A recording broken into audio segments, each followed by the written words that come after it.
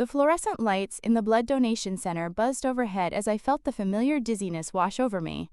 What had started as a routine blood donation for my daughter's upcoming surgery had turned into something far more serious.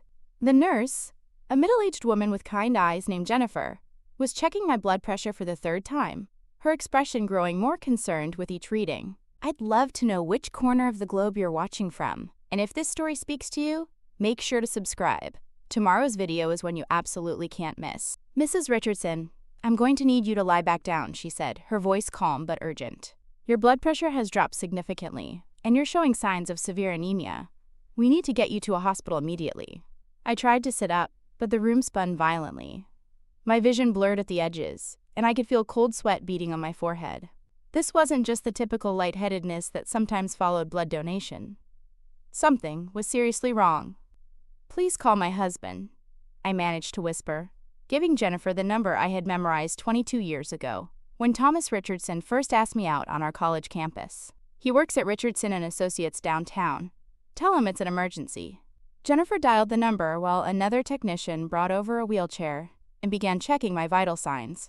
I could hear her speaking to someone, explaining the situation with the professional urgency that medical staff use when time is critical. Mrs. Richardson, I spoke with your husband's secretary, Jennifer said, returning to my side with a troubled expression. She said he's in an important client meeting and can't be disturbed. She took the message but said he probably won't be available for several hours. The words hit me harder than the physical symptoms I was experiencing. Several hours. I was having a medical emergency, and my husband of 18 years couldn't be disturbed because of a client meeting. The same husband who expected me to drop everything whenever he needed something, who had never missed a call when his golf buddies wanted to schedule a game, who somehow always found time for what mattered to him. Did you explain that I need to go to the hospital? I asked, hoping there had been some misunderstanding.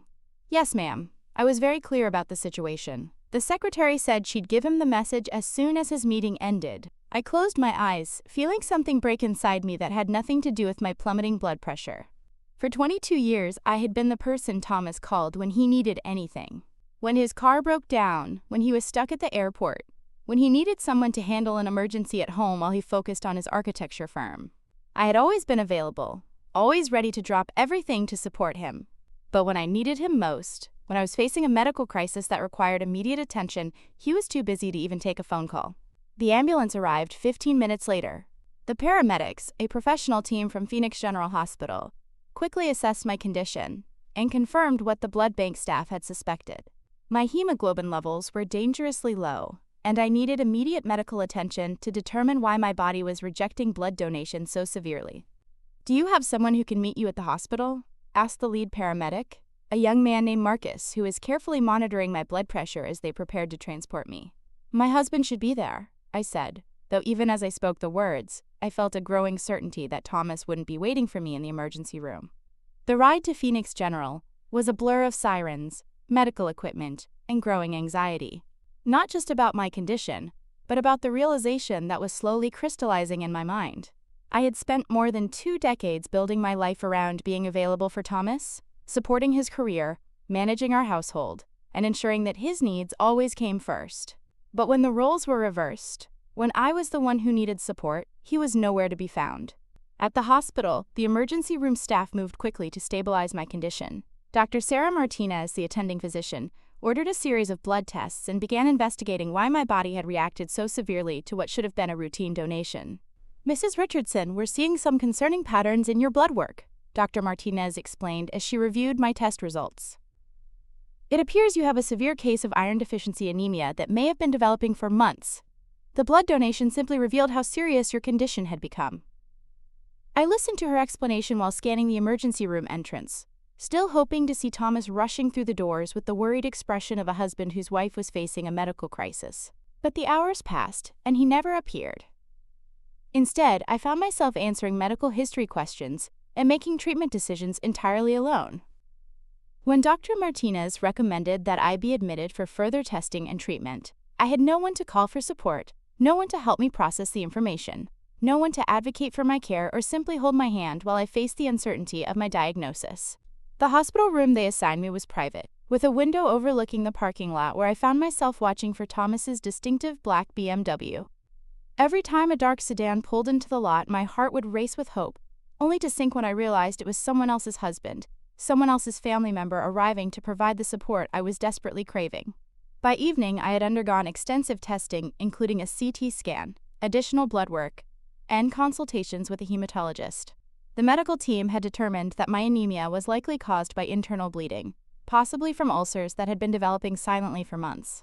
The stress of managing our household, supporting Thomas's demanding career, and handling family obligations had apparently been taking a toll on my body that I hadn't even recognized. It was nearly 8 o'clock when Thomas finally appeared in my hospital room doorway, looking annoyed rather than concerned. He was still wearing his expensive navy suit, his silver hair perfectly styled, carrying the leather briefcase that had become as much a part of his identity as his wedding ring.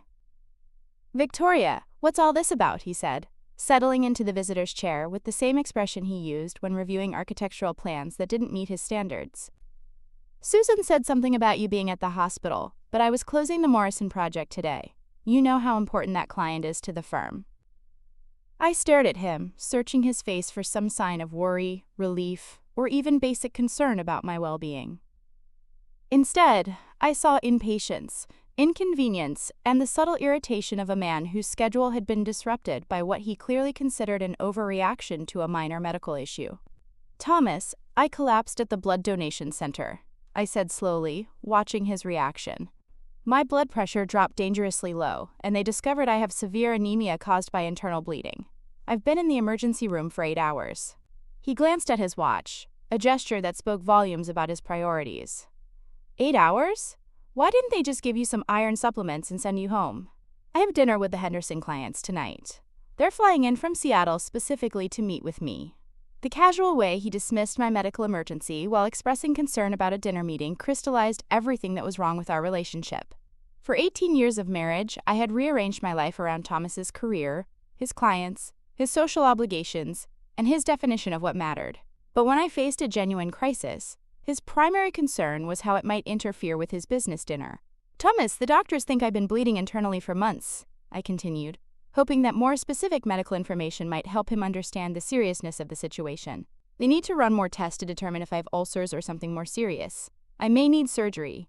He pulled out his phone and began scrolling through emails, the gesture so automatic and dismissive that I wondered if he even realized he was doing it. "Well, these things usually work themselves out," he said without looking up from his screen. "The doctors here are good at making everything sound more dramatic than it really is. You know how they operate?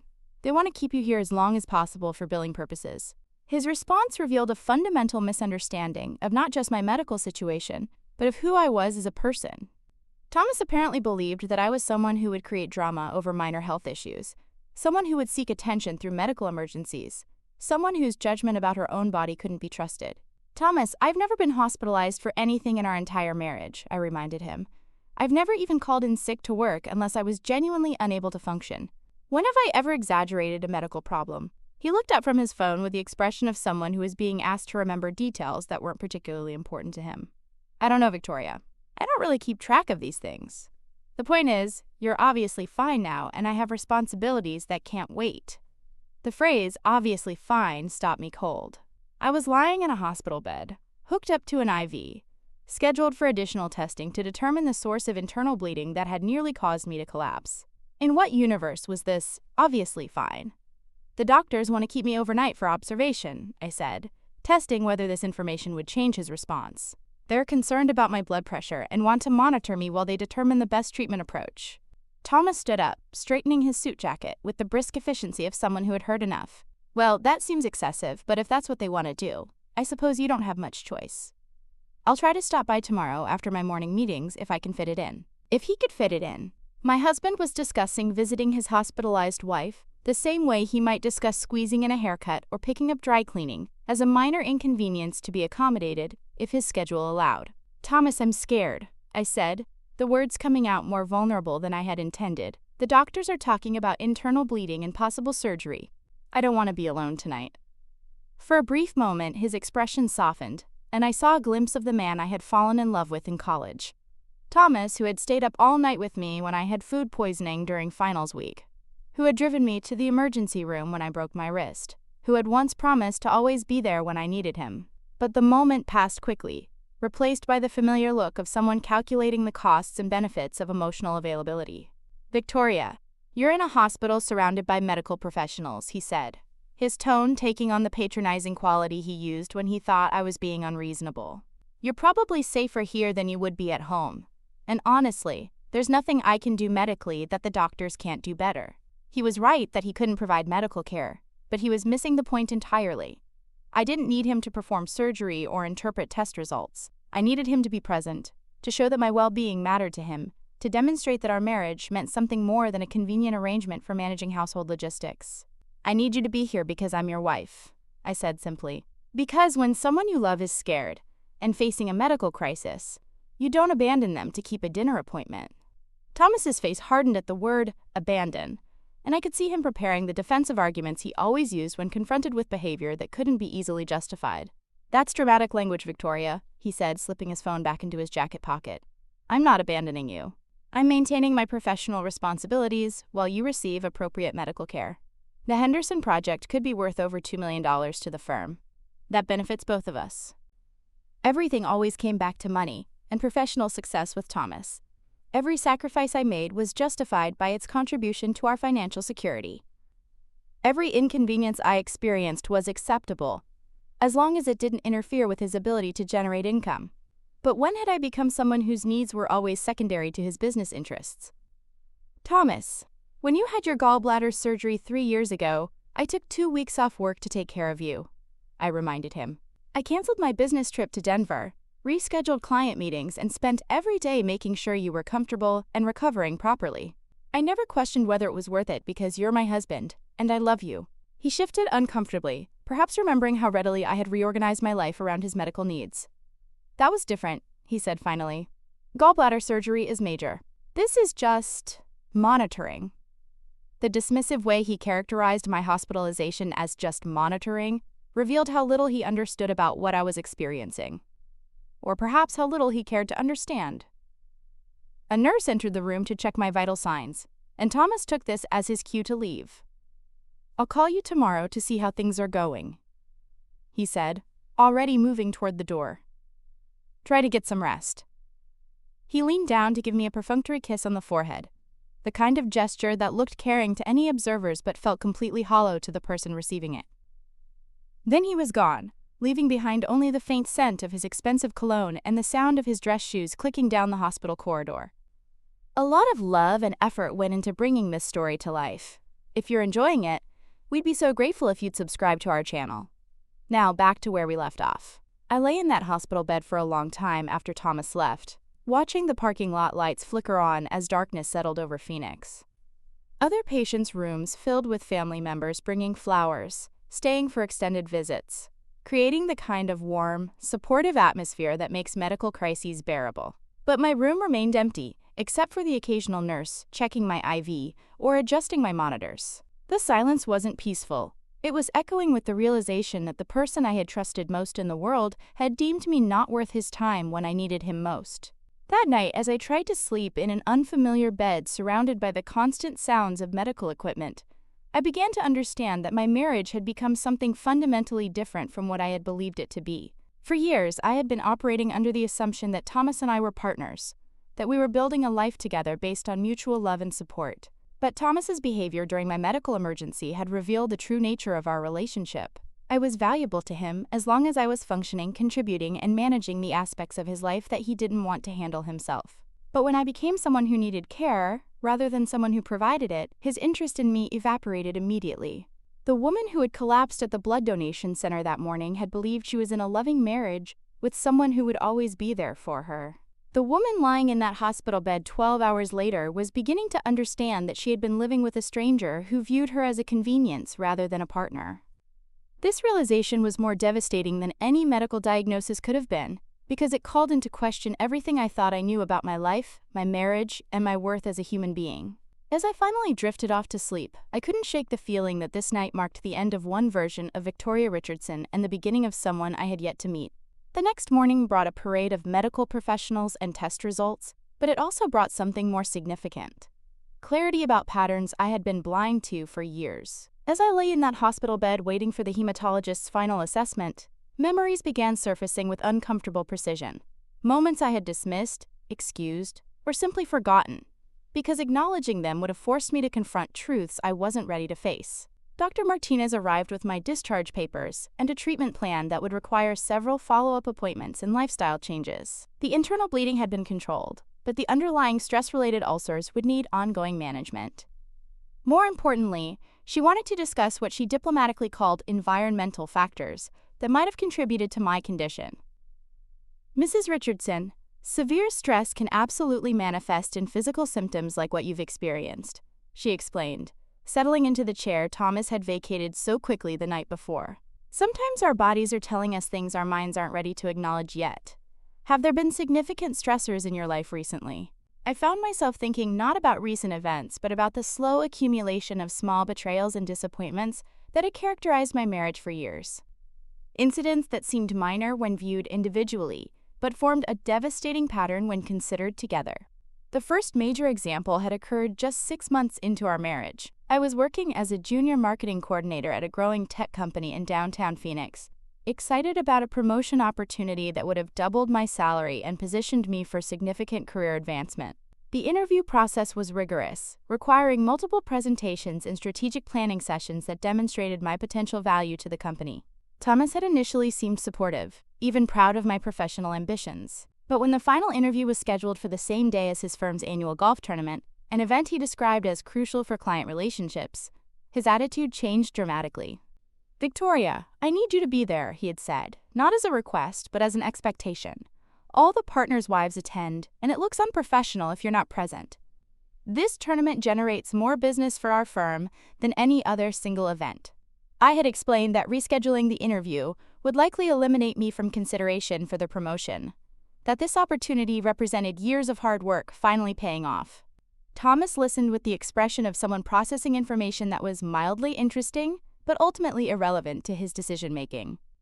"There will be other promotions," he had said, with the casual confidence of someone who had never had to fight for professional recognition. "But this golf tournament only happens once a year, and the impression we make today could affect our income for years to come." The phrase "our income" had bothered me even then, though I couldn't articulate why. Thomas spoke as if my career was a subsidiary of his, valuable only insofar as it contributed to our combined financial picture, rather than my individual sense of purpose and achievement. I had attended the golf tournament, spending 8 hours in suffocating Arizona heat, making small talk with women who seemed to view their husbands' careers as their own primary source of identity. I watched Thomas work the crowd with the charm and focus he had never quite directed toward understanding my professional aspirations. The promotion went to someone else, and when I mentioned my disappointment to Thomas, he reminded me that my sacrifice had helped him secure 2 major contracts that would more than compensate for my lost salary increase. Somehow, my career setback had become evidence of my contribution to our shared success, rather than a loss worth acknowledging or grieving.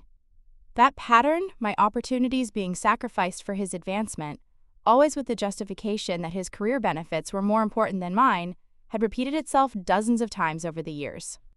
When I was offered a position with a consulting firm that would have required some travel, Thomas explained that his schedule was too demanding to manage household responsibilities alone. When I wanted to pursue an MBA program, he calculated that the tuition cost didn't justify the potential salary increase, especially since it would require me to reduce my current income while attending classes. Each individual decision seemed reasonable when Thomas presented his arguments. His logic was always sound, his financial calculations usually accurate, his concerns about logistics generally valid.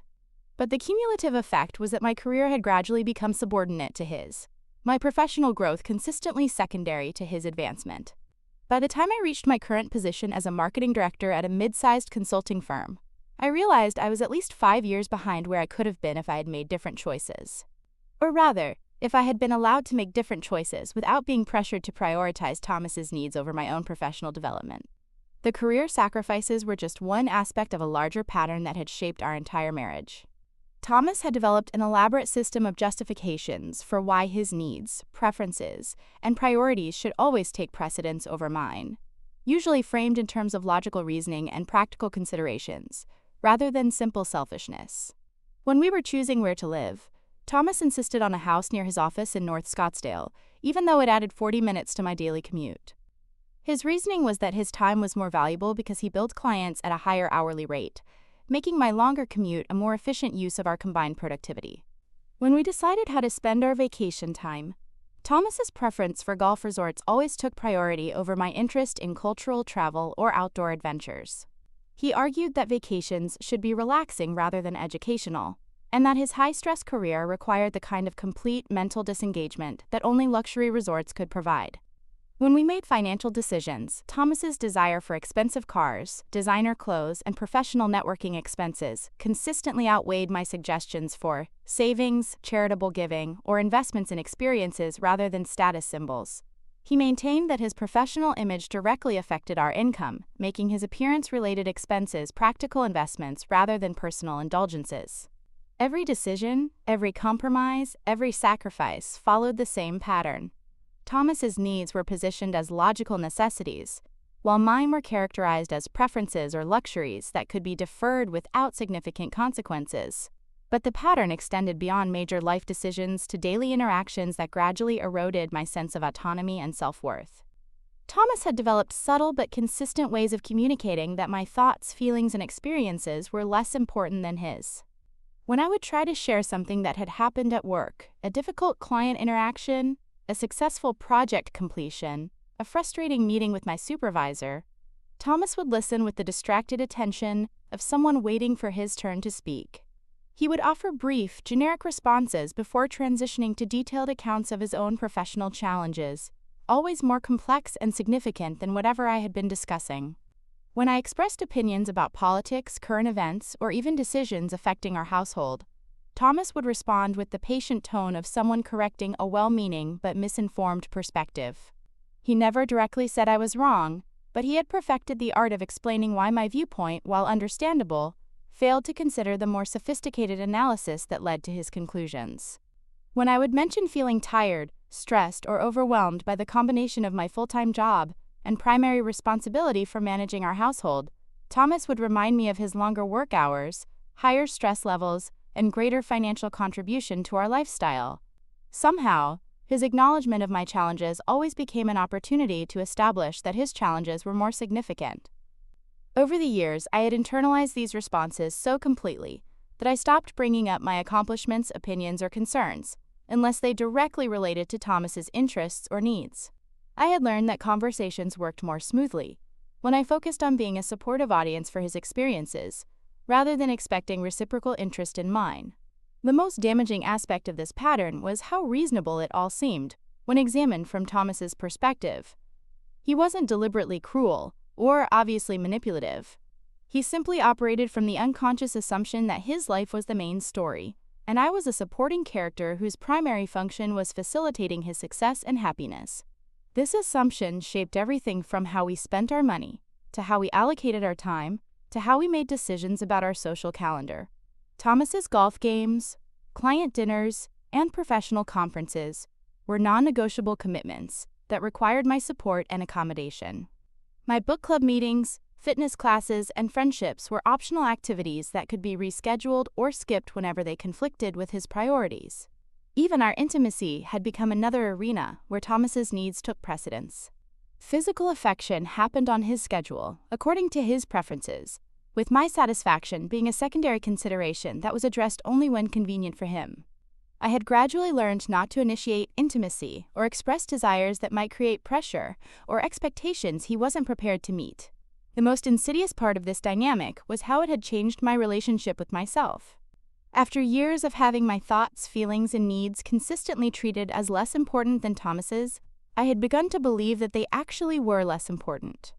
I stopped trusting my own judgment about what mattered, stopped advocating for my own interests, stopped expecting the kind of consideration and respect I automatically extended to others. When friends would occasionally comment on Thomas's behavior, his tendency to dominate conversations, his casual dismissal of my contributions, his assumption that I would always be available to support his goals, I found myself defending him with explanations that sounded increasingly hollow even to me.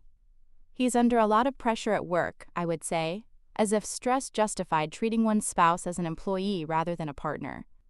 His career is just more demanding than mine, I would explain, as if career demands exempted someone from basic consideration for their spouse's needs. He shows love through providing financial security, I would rationalize, as if money could substitute for emotional intimacy and mutual respect. But lying in that hospital bed, abandoned during a medical emergency while Thomas attended a business dinner, I could no longer maintain these rationalizations. The pattern was too clear, too consistent, too damaging to ignore or excuse. Dr. Martinez was still waiting for my response about stress factors in my life, and I realized I had been silent for several minutes while these memories played through my mind like a devastating highlight reel. "Yes," I said finally. "I think there have been significant stressors that I haven't been acknowledging properly." She nodded with the understanding of someone who had seen this kind of realization many times before. Sometimes our bodies force us to confront things our minds have been avoiding. Physical symptoms can be our body's way of demanding that we pay attention to situations we've been trying to manage or ignore. After Dr. Martinez left, I found myself thinking about the early years of our relationship, trying to understand when and how the dynamic had shifted so dramatically. Thomas hadn't always been dismissive of my needs or indifferent to my well-being. There had been a time when he seemed genuinely interested in my thoughts and feelings, when he appeared to value my partnership rather than simply my support. But even in college, there had been subtle signs of the pattern that would eventually dominate our marriage. Thomas had always been charming and confident, qualities that initially attracted me but gradually revealed themselves as manifestations of an underlying belief that he was more interesting, more important, and more deserving of attention than the people around him. During our dating years, this confidence had seemed like strength and leadership. Thomas made decisions quickly and confidently, took charge in social situations, and projected the kind of self-assurance that made other people defer to his judgment. I had found this attractive because it felt like being with someone who could handle anything, who would always know what to do in difficult situations. But what I had interpreted as strength was actually an inability to consider perspectives other than his own. What I had seen as leadership was actually a compulsive need to control situations and people. What I had admired as confidence was actually a deep-seated belief that his needs and preferences were inherently more valid than anyone else's. The transformation from charming boyfriend to controlling husband had been so gradual that I hadn't recognized it was happening until the pattern was completely established.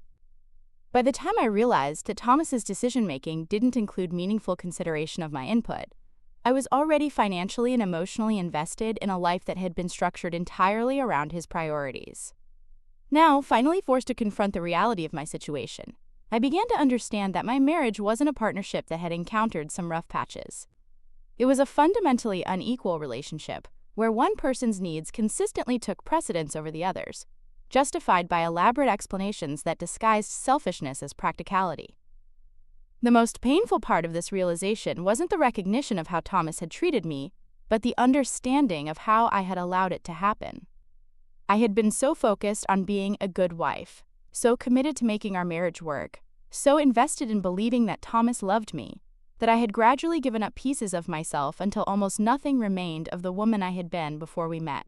As I prepared to leave the hospital that afternoon, gathering the few personal items I had with me and reviewing the discharge instructions that no one would be there to help me follow, I felt something I hadn't experienced in years.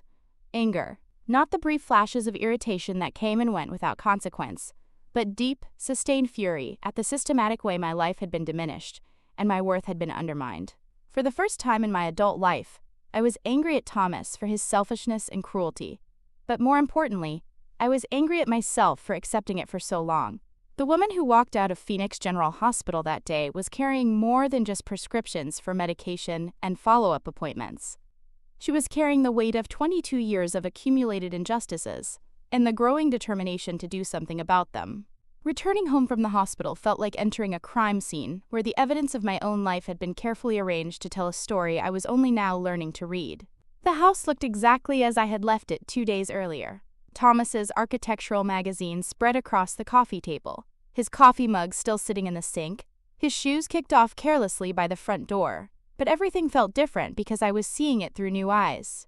While Thomas was at his office, presumably celebrating the successful Henderson client dinner that had been more important than his wife's medical emergency, I found myself moving through our home like an investigator, looking for clues about who we really were, rather than who I had believed us to be. The first thing I noticed was how completely the space reflected Thomas's preferences while erasing mine. The color scheme was the neutral palette he preferred for resale value. The furniture was the expensive, uncomfortable pieces he had chosen for their quote, investment potential.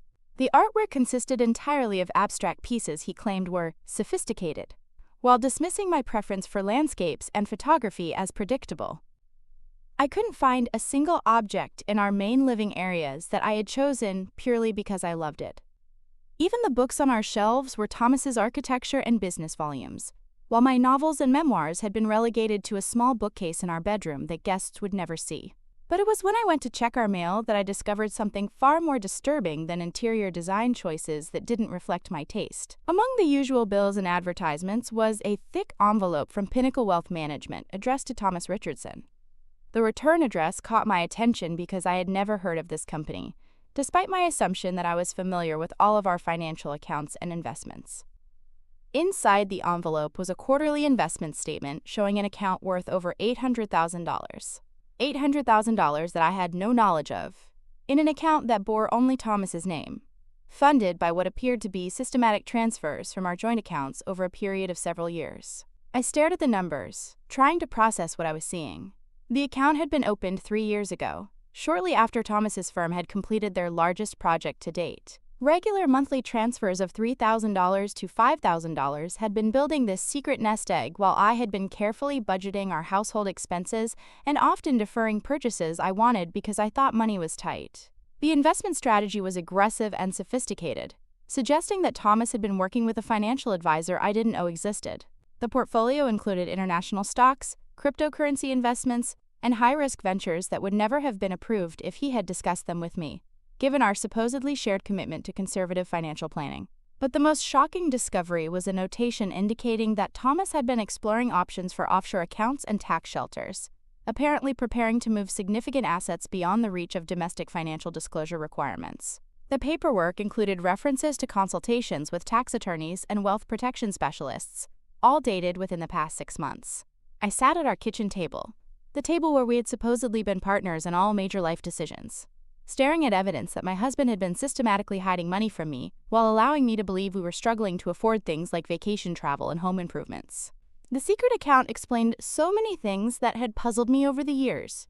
Thomas was always reluctant to discuss our finances in detail, claiming that money talk was boring and unnecessary. Why he insisted on handling all of our investment decisions himself, saying that my tendency toward conservative investments would limit our growth potential.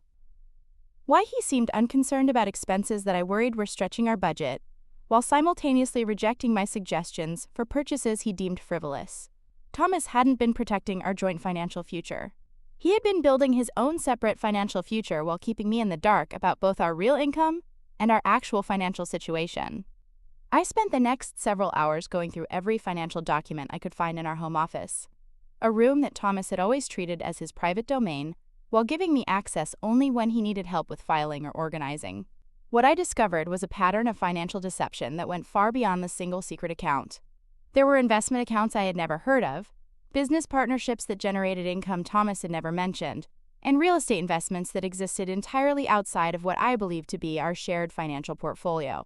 Thomas's architecture firm was apparently far more profitable than he had ever indicated, and his personal income was nearly double what I had been led to believe. The most damaging discovery was a series of emails between Thomas and his financial advisor discussing what they called spousal financial independence planning. The advisor had apparently been helping Thomas structure his assets in ways that would protect them in the event of divorce, while ensuring that I would have access to as little as possible of the wealth he had accumulated during our marriage. One email, dated just 2 months earlier, was particularly revealing. Thomas, as we discussed, the key is maintaining plausible deniability about the full scope of your assets while creating legal structures that protect your financial independence. Your wife's apparent lack of interest in complex financial matters works in your favor here. The trust structures we've established will ensure that even in a worst-case scenario, the majority of your wealth remains under your control. My apparent lack of interest in complex financial matters was actually the result of years of Thomas discouraging my involvement in our financial planning, telling me that investment decisions were too complicated and time-consuming for someone with my work schedule, and that he enjoyed handling these responsibilities himself. I had trusted his explanations and focused on managing our day-to-day expenses, while assuming he was managing our long-term financial security as a team effort. Instead, he had been systematically excluding me from knowledge about our real financial situation, while building a secret empire that would leave me financially vulnerable if our marriage ended. The phrase worst case scenario in the advisor's email clearly referred to divorce, meaning that Thomas had been planning for the end of our marriage while I had been working to strengthen it. While I had been focused on being a supportive partner, he had been building an exit strategy that would leave me with as little as possible. But the financial deception was only the beginning of what I discovered that afternoon. In a locked file cabinet that I had never seen opened, I found documents that revealed Thomas had been living a double life that extended far beyond hidden money. There were credit card statements for an account I didn't know existed, showing charges for expensive dinners at restaurants I had never been to, gifts I had never received, and hotel stays that didn't correspond to any business trips he had mentioned to me. The pattern suggested a social life that existed entirely separate from our marriage, involving people and activities that he had never shared with me. There were also membership documents for exclusive clubs and organizations that I had never heard of, including a private golf club, with initiation fees that exceeded my annual salary. The membership application listed his status as separated, rather than married, suggesting that he had been presenting himself as single in certain social contexts. Most disturbing of all were email exchanges with someone named Andrea Walsh, a real estate agent who appeared to be helping Thomas explore housing options for what he called his transition period. The emails discussed condominiums and luxury apartments, all within Thomas's budget but far exceeding what I could afford on my own salary. The correspondence with Andrea was friendly and flirtatious in a way that suggested their relationship extended beyond professional real estate consultation. Thomas wrote about looking forward to, quote, finally having a space that reflects my personal style, and starting fresh without the complications of shared decision-making. One email from Andrea, dated just 3 weeks earlier, read, I'm so excited to help you find the perfect bachelor pad. You've been so patient with your current living situation, but soon you'll have the freedom to create exactly the environment you want. I have several properties that would be perfect for entertaining, and I think you're going to love the privacy they offer. Thomas had been planning to leave our marriage, establishing the financial means to do so comfortably, and apparently developing a relationship with someone who would help him transition to single life, all while maintaining the facade of a committed husband and allowing me to invest my emotional energy in preserving a marriage he was actively planning to abandon. The evidence suggested that Thomas's abandonment of me during my medical emergency wasn't an isolated incident of selfishness. It was part of a larger pattern of emotional withdrawal, as he prepared to end our marriage on terms that would maximize his financial advantage and minimize his personal disruption. But perhaps the most devastating discovery was a series of legal consultations Thomas had been having with divorce attorneys over the past 6 months. The consultation notes, which he had apparently been careless enough to leave in his files, outlined strategies for minimizing spousal support obligations and protecting assets from division. One attorney's memo was particularly chilling. Given your wife's limited knowledge of your full financial picture and her apparent dependence on your guidance for major decisions, we should be able to negotiate a settlement that leaves her with significantly less than half of the marital assets. Her lack of involvement in business and investment decisions works strongly in your favor. The attorney had recommended that Thomas continue to maintain normal behavior patterns while quietly transferring assets and establishing separate financial structures. The goal was to create a situation where I would be presented with divorce papers and a settlement offer that appeared reasonable because I wouldn't know enough about our real financial situation to recognize how much I was being cheated. Thomas had been treating our marriage like a business arrangement that he was planning to dissolve as profitably as possible. While I had been focused on love, partnership, and mutual support, he had been calculating how to extract maximum value from our relationship while leaving me with minimum compensation. The scope of his deception was breathtaking in its thoroughness and cruelty. He hadn't just been hiding money. He had been systematically undermining my ability to protect myself financially, professionally, and legally. Every decision that had seemed to emerge from our discussions as mutual agreements had actually been manipulations designed to serve his secret agenda. I thought about all the times I had deferred to his financial expertise, trusting his guidance about career decisions that now appeared designed to keep me dependent on him. I remembered the occasions when I had felt grateful for his willingness to handle the complexity of our financial planning, not understanding that he was using that complexity to hide the extent of his wealth and my legal rights to it. Most painfully, I realized that Thomas's emotional distance over the past year, which I had attributed to work stress and midlife changes, had actually been the result of his systematic betrayal of everything our marriage was supposed to represent. It's difficult to maintain intimacy with someone you're planning to financially devastate. As I sat surrounded by evidence of my husband's deception, I felt something I had never experienced before, a complete break from the person I had been. The woman who had trusted Thomas implicitly, who had believed in our partnership, who had been willing to sacrifice her own needs for the good of our marriage, was gone. In her place was someone who understood that she had been living with an enemy who wore the mask of a loving husband. Someone who realized that every act of generosity, every gesture of support, every moment of vulnerability had been exploited by a person who saw marriage as a business opportunity rather than a sacred commitment. But along with this devastating realization came something unexpected: relief. For years, I had been blaming myself for the problems in our marriage, assuming that if I could just be more supportive, more understanding, more accommodating, Thomas would return to being the loving partner I believed he could be. Now I understood that no amount of accommodation would have satisfied Thomas, because his dissatisfaction wasn't about my behavior. It was about his fundamental character, his inability to view relationships as anything other than opportunities for personal advantage. The woman who had collapsed at the blood donation center had been carrying the weight of responsibility for a marriage that was secretly over. The woman who left the hospital had been freed from that impossible burden. And the woman who was now sitting in her kitchen, surrounded by evidence of systematic betrayal, was beginning to understand that she had her own power and resources that Thomas had never bothered to discover. Because while Thomas had been busy hiding his assets and planning his profitable exit from our marriage, I had been quietly building something he had never thought to investigate: my own financial independence, based on investments and business relationships he knew nothing about. The man who had underestimated me for 22 years was about to discover that his most crucial mistake had been assuming I was as naive and helpless as he had encouraged me to believe I was. Thomas returned home that evening with flowers, expensive roses from the upscale florist he used for client gifts, and a demeanor that suggested he expected these gestures to resolve whatever unpleasantness my hospitalization had created. He found me sitting at our kitchen table with a cup of tea, having carefully returned all of his financial documents to their original locations. The evidence of his betrayal was hidden away again, but my knowledge of it had fundamentally altered everything. "Victoria, sweetheart, you look so much better," he said, presenting the roses with the practiced charm he typically reserved for potential clients.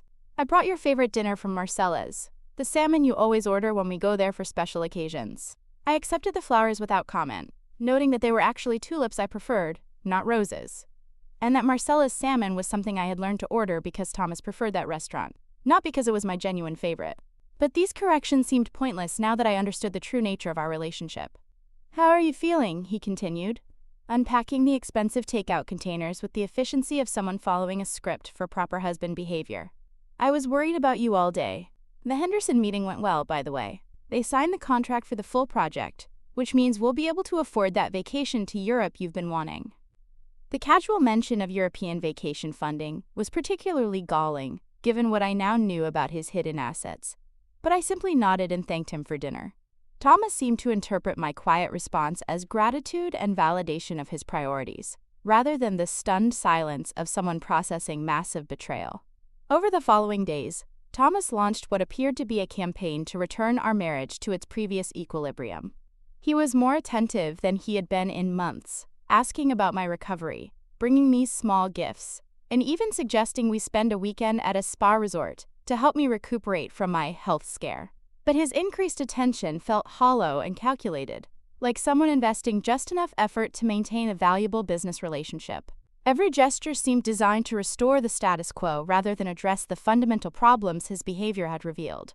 "I've been thinking about what happened at the hospital," he said one evening as we sat in our living room, him reviewing architectural plans while I pretended to read. "I realize I may have seemed a bit preoccupied, but you have to understand the pressure I was under with the Henderson project. Sometimes in marriage, we have to make difficult choices about priorities." His characterization of abandoning his hospitalized wife as a, quote, "difficult choice about priorities" was breathtaking in its callousness. But Thomas delivered it with the reasonable tone of someone explaining a basic principle of resource management. "I want you to know that I'm committed to being more available in the future," he continued, not looking up from his blueprints. "Maybe we should establish some kind of system for distinguishing between real emergencies and routine medical situations, so I can respond appropriately." The suggestion that my medical emergency had been improperly categorized as urgent revealed exactly how Thomas viewed my well-being. In his mind, The problem wasn't his failure to prioritize his wife's health crisis, but rather my failure to communicate the severity of the situation in terms he found compelling. Thomas, what would qualify as a real emergency in your system? I asked, curious to understand the depth of his self-deception. He considered the question seriously, apparently believing this was a productive conversation about improving our communication rather than a revelation of his fundamental lack of empathy. Well, something life-threatening, obviously, he said. If you were in actual danger, I would drop everything immediately. But routine medical monitoring doesn't really require my presence. And it's inefficient for both of us if I disrupt important business commitments for situations that will resolve themselves. I stared at him, realizing that Thomas genuinely believed that abandoning me during what could have been a life-threatening emergency was reasonable behavior that demonstrated sound judgment rather than profound selfishness. The doctors were concerned about internal bleeding, I reminded him. They kept me overnight because they thought I might need emergency surgery. How is that not life-threatening? Thomas waved his hand dismissively, the gesture he used when he thought someone was overcomplicating a simple situation. But you didn't need surgery, did you? He said, with the satisfaction of someone who believed he had been vindicated by subsequent events. The medical system is designed to be overly cautious for liability reasons. I've learned to read between the lines of what doctors actually mean versus what they're required to say for legal protection. His ability to reframe his abandonment as sophisticated medical analysis rather than callous neglect was almost impressive in its audacity. Thomas had convinced himself that he possessed superior judgment about my medical needs than the trained professionals who had actually examined me. But Thomas's attempted reconciliation extended beyond revisionist history about my hospitalization. He began making gestures that seemed designed to demonstrate his commitment to our marriage, though they revealed how little he understood about what our relationship actually needed. He scheduled dinner reservations at expensive restaurants, apparently believing that costly meals would compensate for emotional unavailability. He suggested we take a cruise together, seemingly thinking that shared vacation time would resolve issues caused by his fundamental disrespect for my well-being. Most tellingly, he proposed that we see a marriage counselor, framing it as an investment in improving our communication skills, rather than an acknowledgement that our relationship had serious underlying problems. I've been researching therapists who specialize in high-achieving couples, he announced one morning over breakfast. Dr. Amanda Chen has excellent credentials, and specifically works with professionals who need to balance demanding careers with maintaining strong marriages. Thomas's selection criteria for a marriage counselor? Someone who would understand and validate his career pressures rather than challenge his behavior, revealed that he viewed therapy as another form of professional consultation rather than genuine self-examination. What do you think we need to work on in counseling? I asked, wondering whether he had any genuine insight into our problems. Communication efficiency mainly, he replied without hesitation. We need better systems for managing expectations and ensuring that we're both clear about priorities during stressful periods. Dr. Chen apparently helps couples develop frameworks for making these kinds of decisions objectively, rather than emotionally.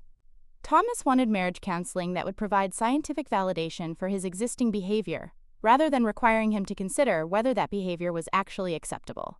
He was seeking professional endorsement for treating marriage like a business partnership with clearly defined roles and responsibilities. But the most revealing aspect of Thomas's reconciliation attempts was his assumption that I would be grateful for his renewed attention and eager to return to our previous relationship dynamic.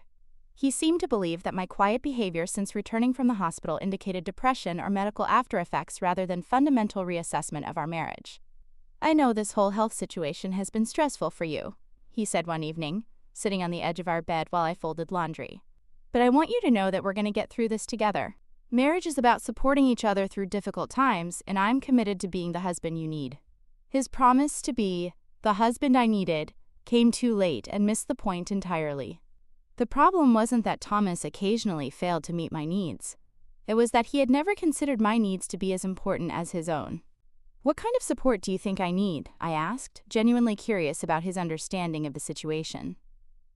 Patience while you recover fully, he said immediately.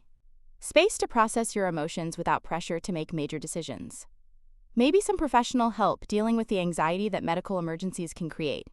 Thomas's prescription for my recovery focused entirely on managing my emotional responses to his behavior rather than changing the behavior that had caused those responses.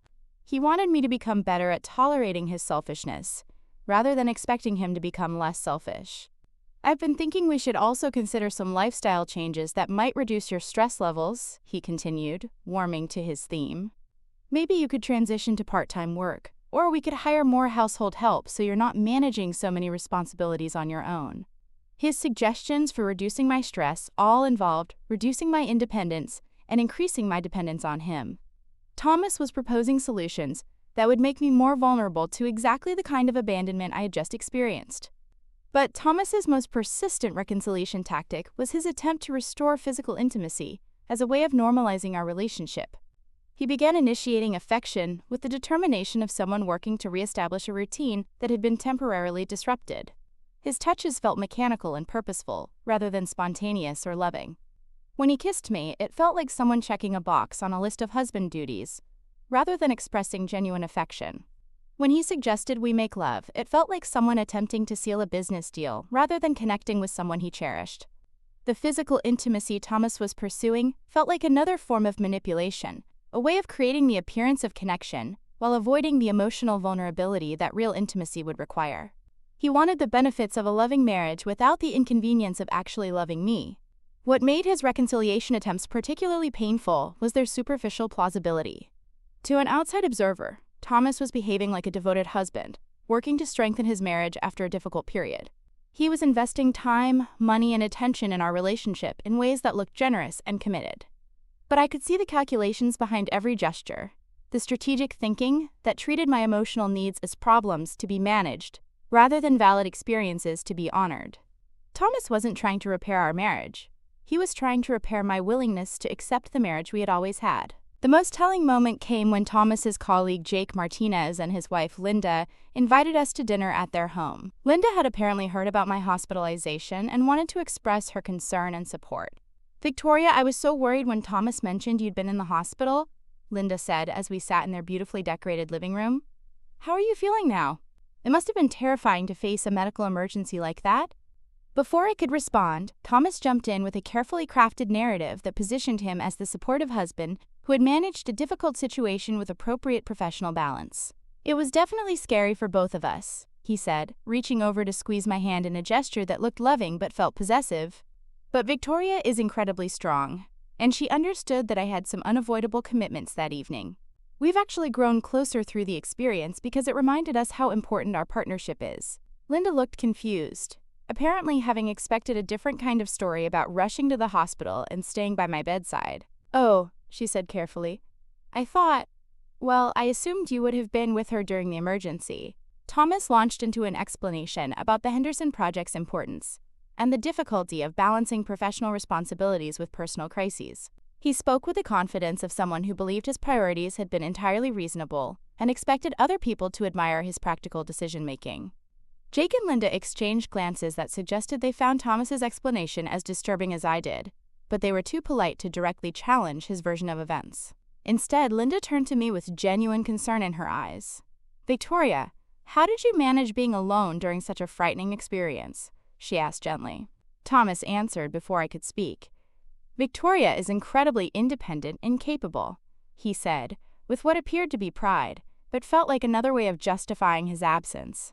"She doesn't need constant hand-holding like some women might.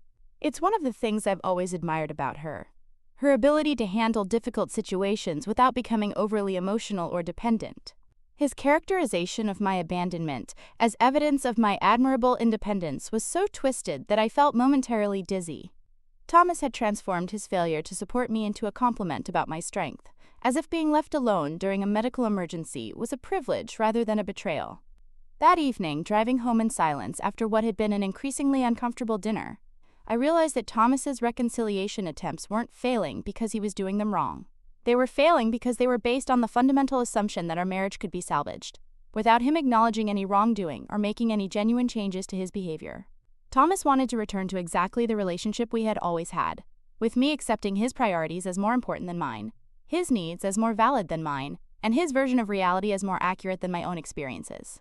But the woman who had been willing to accept that arrangement was gone, replaced by someone who finally understood her own worth and was no longer willing to settle for the scraps of attention and affection that Thomas was prepared to offer.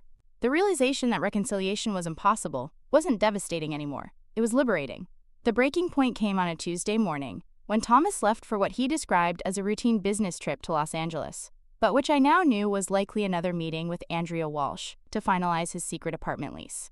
As his taxi pulled away from our house, I felt something I hadn't experienced in years: the exhilarating freedom of being completely alone with my own thoughts and agenda. For the first time in our marriage, I had both the knowledge and the motivation to take decisive action without considering Thomas's needs, preferences, or potential reactions. The woman who had spent 22 years accommodating someone else's priorities was about to discover what it felt like to put herself first.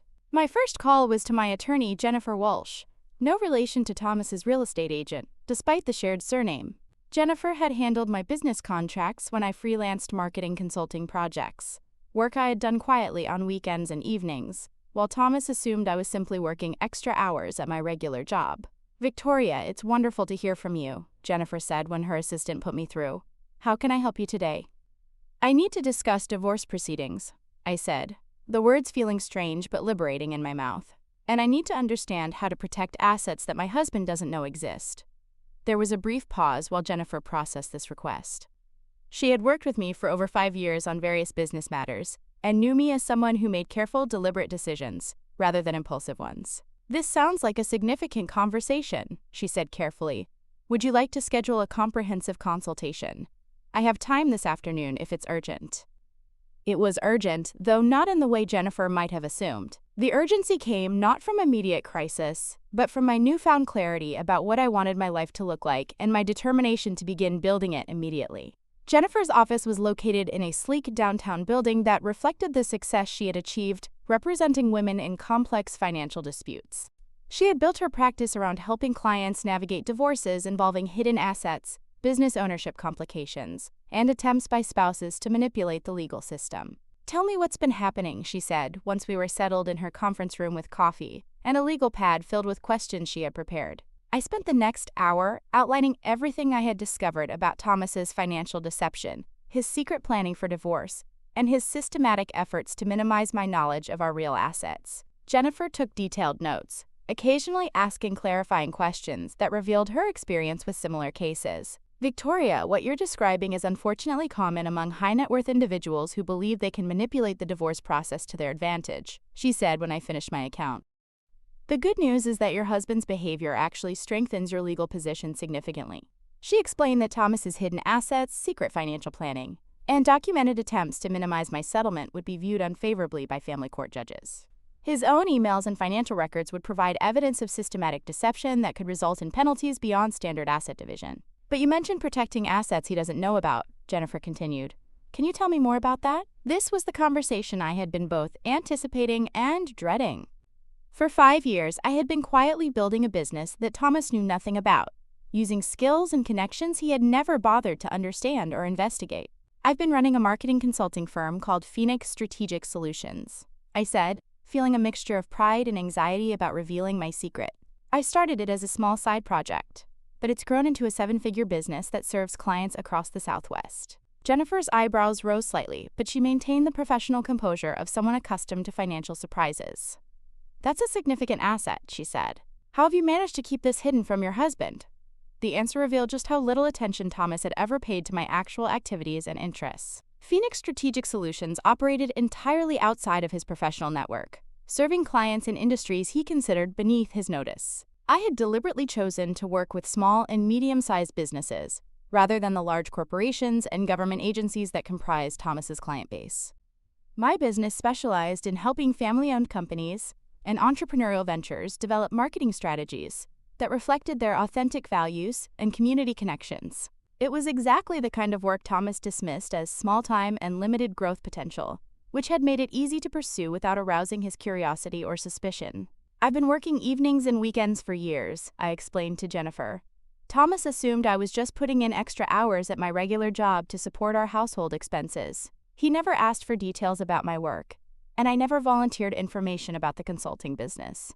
The financial structure of Phoenix Strategic Solutions had been carefully designed to maintain my privacy and independence. The business operated from a separate bank account that Thomas had never seen, used a post office box for mail, and maintained an online presence that didn't include my personal contact information. More importantly, I had been quietly reinvesting the profits into a diversified portfolio of investments that existed entirely outside of our joint financial planning. While Thomas had been hiding his assets from me, I had been building my own financial independence from him.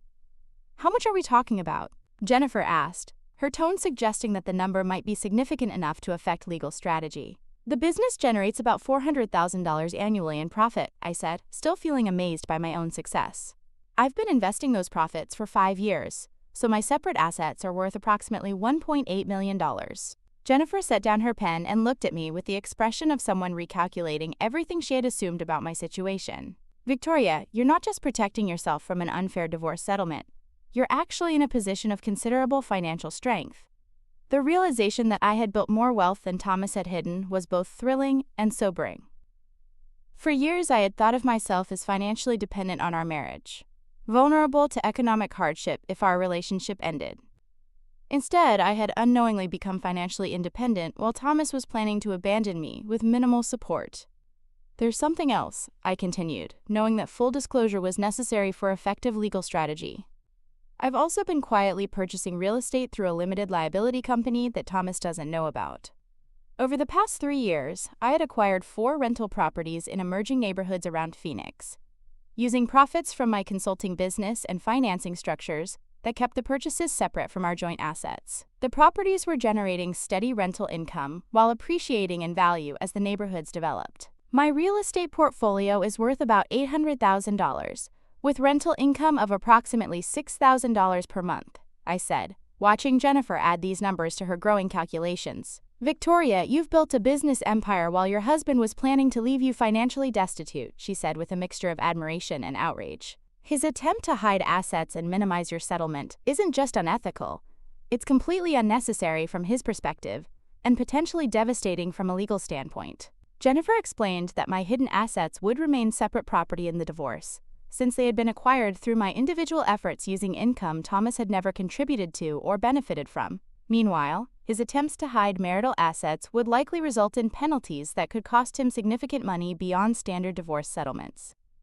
"We need to move quickly but carefully," she advised. "Your husband's timeline for divorce appears to be accelerating, and we want to ensure that you're in the strongest possible position when he makes his move." The first step was securing comprehensive documentation of Thomas's hidden assets and secret planning. Jennifer recommended hiring a forensic accountant who specialized in uncovering financial deception in divorce cases, someone who could build an unshakable legal case around Thomas's systematic attempts to defraud me. The second step was ensuring that my own assets remained protected and properly documented as separate property. This required working with my business attorney and accountant to create clear paper trails showing that Phoenix Strategic Solutions and my real estate investments had been built independently of marital assets. But the most important step was psychological rather than legal, maintaining the facade of our normal marriage while I prepared for the confrontation that would inevitably come when Thomas discovered that I was far from the financially helpless victim he expected me to be. "How long do you think I have before he acts on his divorce plans?" I asked Jennifer as our meeting concluded. "Based on what you've told me about his preparations, probably no more than 2 or 3 months, she replied. "He seems to be waiting for something, maybe the completion of a major project or the finalization of his asset transfers, but he's clearly in the final stages of his planning." That timeline meant I had very little time to complete my own preparations, while maintaining the appearance of being an unsuspecting wife focused on recovering from my medical emergency and rebuilding our marriage. The next few weeks became an intricate dance of deception as I quietly assembled the legal and financial resources I would need, while Thomas continued his reconciliation performance. During the day, I maintained my role as the grateful wife, appreciating his renewed attention. During the evenings when he was at his networking events or client dinners, I worked with attorneys, accountants, and investigators to build my case. The forensic accountant Jennifer recommended, David Chen, was a former FBI financial crimes investigator who had specialized in white-collar fraud before establishing his own practice serving divorce attorneys. His analysis of Thomas's financial records was both thorough and damning. "Mrs. Richardson, your husband has been conducting financial fraud on a scale that suggests significant premeditation," David explained during a meeting in his office. "The hidden accounts, offshore planning, and systematic asset transfers create a pattern that family court judges find particularly offensive." David's investigation had uncovered additional hidden assets that even I hadn't discovered, including investment partnerships with other architects and real estate development projects that generated substantial passive income. Thomas's actual net worth was nearly $3 million, almost double what I had estimated based on the documents I had found. But David's most valuable contribution was his analysis of Thomas's timeline and strategy. He's planning to file for divorce immediately after his next major project payment clears, David concluded. Based on the pattern of asset transfers, I'd estimate he's planning to move forward within the next 6 weeks. This accelerated timeline meant I needed to complete my own preparations immediately. Working with Jennifer, I finalized protective measures for my business and real estate assets, established separate legal representation for Phoenix Strategic Solutions, and created secure documentation of my financial independence. The most psychologically challenging aspect of this preparation was maintaining normal behavior with Thomas while knowing that he was actively planning to destroy my financial security. Every conversation felt like a performance. Every gesture of affection felt like manipulation.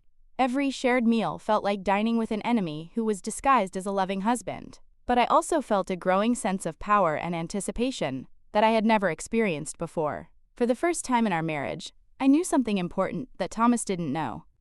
For the first time in my adult life, I was holding cards that would completely change the game he thought he was playing.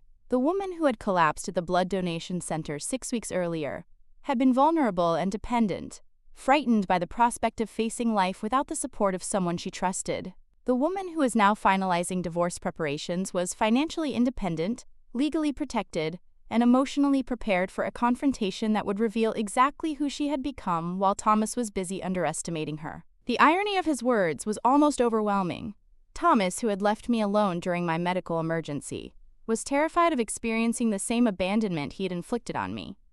"I'm here," I said simply, settling into the visitor's chair that I now knew from both perspectives.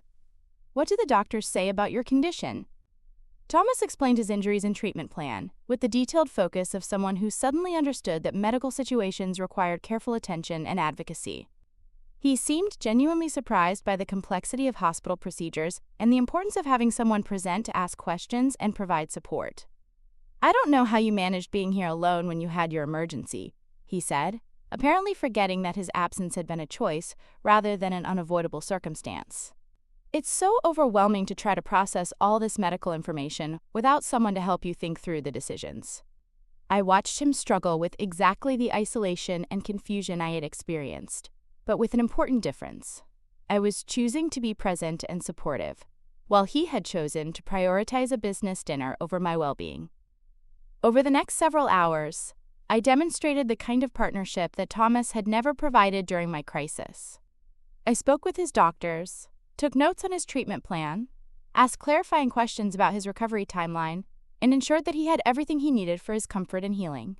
But I also maintained clear boundaries that reflected my new understanding of our relationship. When Thomas asked me to cancel my work commitments to stay with him overnight, I explained that I would visit regularly during appropriate hours but wouldn't be sleeping in his hospital room. When he requested that I contact his clients to reschedule meetings, I suggested that he handle his own professional communications or ask his assistant to manage them. "Victoria, I really need you to take care of the Henderson Project follow-up," he said during one of my visits. "The clients are expecting detailed updates, and I can't focus on business communications while I'm dealing with all this medical stuff." "Thomas, when I was hospitalized, you attended a business dinner rather than staying with me," I reminded him calmly. "I think you can handle client communications from your hospital bed, just as I handled my own medical decisions without your support." For the first time since I had known him, Thomas seemed to recognize the connection between his own behavior and the treatment he was receiving. He looked genuinely confused and hurt that I wasn't dropping everything to manage his professional responsibilities during his medical crisis. "That's different," he said weakly. The Henderson dinner was already scheduled, and they were flying in specifically to meet with me. This is just follow-up work that could be handled by anyone. His continued inability to see the parallel between our situations was remarkable in its persistence. Even while experiencing the vulnerability and need for support that characterize medical emergencies, Thomas couldn't acknowledge that his priorities during my crisis had been inappropriate. But the real test of our change dynamic came when Thomas was discharged from the hospital 3 days later. Unlike my own discharge, when I had taken a taxi home to an empty house, Thomas expected me to take time off work to care for him during his recovery. "The doctor says I need someone available for the first week," he explained as we prepared to leave the hospital. "I can't drive, I shouldn't be lifting anything, and I need help managing my medications. I was thinking you could work from home so you're available if I need anything." His assumption that I would reorganize my life around his recovery needs, despite his refusal to do the same for me, revealed that he still didn't understand how fundamentally our relationship had changed. "Thomas, I'll help you arrange for a home health aide," I said, maintaining the supportive tone I had used throughout his hospitalization. "But I won't be taking time off work to provide full-time care. My consulting business has important deadlines that can't be postponed." It was the first time I had mentioned my consulting work specifically, and Thomas's reaction revealed how little attention he had ever paid to my professional activities. "What consulting business?" he asked, looking genuinely confused. "I thought you just worked extra hours at your regular job sometimes." His complete ignorance of Phoenix Strategic Solutions, despite 5 years of operation and significant success, demonstrated how little interest he had ever shown in my actual life and achievements. "I've been running my own marketing consulting firm for several years," I explained calmly. "It's quite successful and requires my full attention, especially during client project deadlines." Thomas processed this information with the expression of someone trying to solve a puzzle with missing pieces. He had never asked detailed questions about my work, never shown interest in my professional goals, and apparently never wondered why I spent so many evenings and weekends on my computer. "How successful?" he asked, perhaps beginning to sense that he had miscalculated something important about our financial dynamic. "Successful enough that I won't need to depend on anyone else for financial security," I said, letting the implications of that statement settle before continuing. "But we can discuss my business later. Right now, let's focus on getting you home and arranging appropriate care for your recovery." The drive home was largely silent, with Thomas apparently trying to process the revelation that his financially dependent wife had actually built her own successful business without his knowledge or involvement. I could see him calculating implications and reassessing assumptions, though he wasn't yet ready to ask the questions that would reveal the full scope of his miscalculations. Once we were home, I helped Thomas get settled, and then made the arrangements I had promised for his care during recovery. But instead of hiring a traditional home health aide, I contacted Elite Care Solutions, a premium medical support service that provided comprehensive care management for high-net-worth clients recovering from injuries or medical procedures. "Mrs. Richardson, we'd be happy to provide full-service care for your husband," said Margaret Stevens, the client coordinator I spoke with. "Our team includes registered nurses, physical therapists, and personal assistants who can manage everything from medication schedules to meal preparation to transportation for follow-up appointments." The level of care I was arranging for Thomas far exceeded what most people could afford, but I wanted him to understand that financial resources weren't a constraint for me. Elite Care Solutions charged nearly $500 per day for their comprehensive services, a cost that would have been prohibitive if I were actually dependent on Thomas's income. When Margaret arrived with her team to assess Thomas's needs and begin his care, his confusion about our financial situation deepened considerably. "Victoria, this seems incredibly expensive," he said quietly, as Margaret reviewed his medical requirements with professional efficiency. "Are you sure we can afford this level of care? I won't be earning income while I'm recovering, and my insurance probably doesn't cover private nursing." "Don't worry about the cost," I said calmly. "I'm covering Thomas's care through my business accounts. Phoenix Strategic Solutions has excellent cash flow." The casual way I discussed paying for premium medical care that would cost thousands of dollars per week clearly unsettled Thomas, who was accustomed to being the primary financial decision-maker in our household. "How much income does this consulting business actually generate?" he asked after Margaret and her team had left. "Enough," I replied, choosing not to provide specific numbers that would allow him to fully understand the scope of his miscalculations. "The important thing is that you focus on recovering without worrying about financial constraints." Over the following days, as Thomas received professional care that ensured his comfort and healing, he began asking more probing questions about my business and financial situation. But I deflected these inquiries with the same casual dismissal he had always used when I asked about his work. "It's complicated," I would say when he asked about my client base. "You wouldn't find the details interesting." "The financial aspects are pretty technical," I would explain when he asked about revenue. "I don't want to bore you with business spreadsheets." Using his own language and reasoning patterns to avoid his questions was both satisfying and educational. Thomas was experiencing the frustration of being excluded from information he considered important, the same frustration I had felt for years when he dismissed my questions about our financial planning. But the most significant development during Thomas's recovery was a phone call I received from Andrea Walsh, the real estate agent, who had been helping him plan his secret apartment lease. "Mrs. Richardson, I'm calling to check on Thomas," she said with the familiarity of someone who believed she had an intimate relationship with our family. "He was supposed to sign the lease agreement yesterday, and when he didn't show up or call, I got worried. Is he okay?" The call confirmed everything I had suspected about Thomas's timeline for leaving our marriage and provided the perfect opportunity to begin revealing the true scope of his deception. Thomas was in a car accident, I explained calmly. He's recovering at home but won't be able to handle business matters for several weeks. Perhaps you could send the lease documents here so I can review them with him when he's feeling better. There was a long pause before Andrea responded, apparently realizing that she had revealed information that Thomas's wife wasn't supposed to know. "Oh," she said carefully. "I think there might be some confusion. The lease agreement was just for... Well, maybe Thomas should explain when he's feeling better." "No confusion at all?" I said cheerfully. "I'm aware that Thomas has been planning to leave our marriage and was arranging separate housing. I'm actually quite interested in seeing the lease terms he negotiated. Could you email the documents to me directly?" Andrea's stammered response and quick retreat from the conversation provided clear evidence that Thomas's support network for his secret divorce planning was already beginning to crumble under the weight of his changed circumstances and my unexpected knowledge of his activities. When I mentioned Andrea's call to Thomas later that day, his face went white despite the pain medications that had been keeping him in a relatively cheerful mood. "Andrea called here?" he asked, his voice carrying a panic that had nothing to do with his physical injuries. "She seemed concerned when you missed your lease signing appointment," I said casually. "I told her you'd been in an accident and suggested she send the documents here so we could review them together when you're feeling better." Thomas's realization that his secret apartment plans had been exposed to me, combined with his growing awareness that I was far more financially independent than he had assumed, created a visible shift in his demeanor and approach to our interactions. The man who had been confident about controlling the timeline and terms of our divorce was beginning to understand that he had seriously miscalculated both my knowledge of his plans and my ability to respond to them effectively. But Thomas still had no idea how completely the balance of power in our relationship had shifted, or how dramatically his own assumptions about my financial vulnerability were about to be shattered. The final revelation came not through a dramatic confrontation, but through a phone call that shattered every assumption Thomas had ever made about the woman he had been planning to divorce. It was a Tuesday morning, 3 weeks after his accident, when my phone rang with a call that would demonstrate just how completely he had underestimated me. "Ms. Richardson, this is Captain James Morrison from Scottsdale Aviation," the voice said with the crisp professionalism of someone accustomed to handling urgent situations.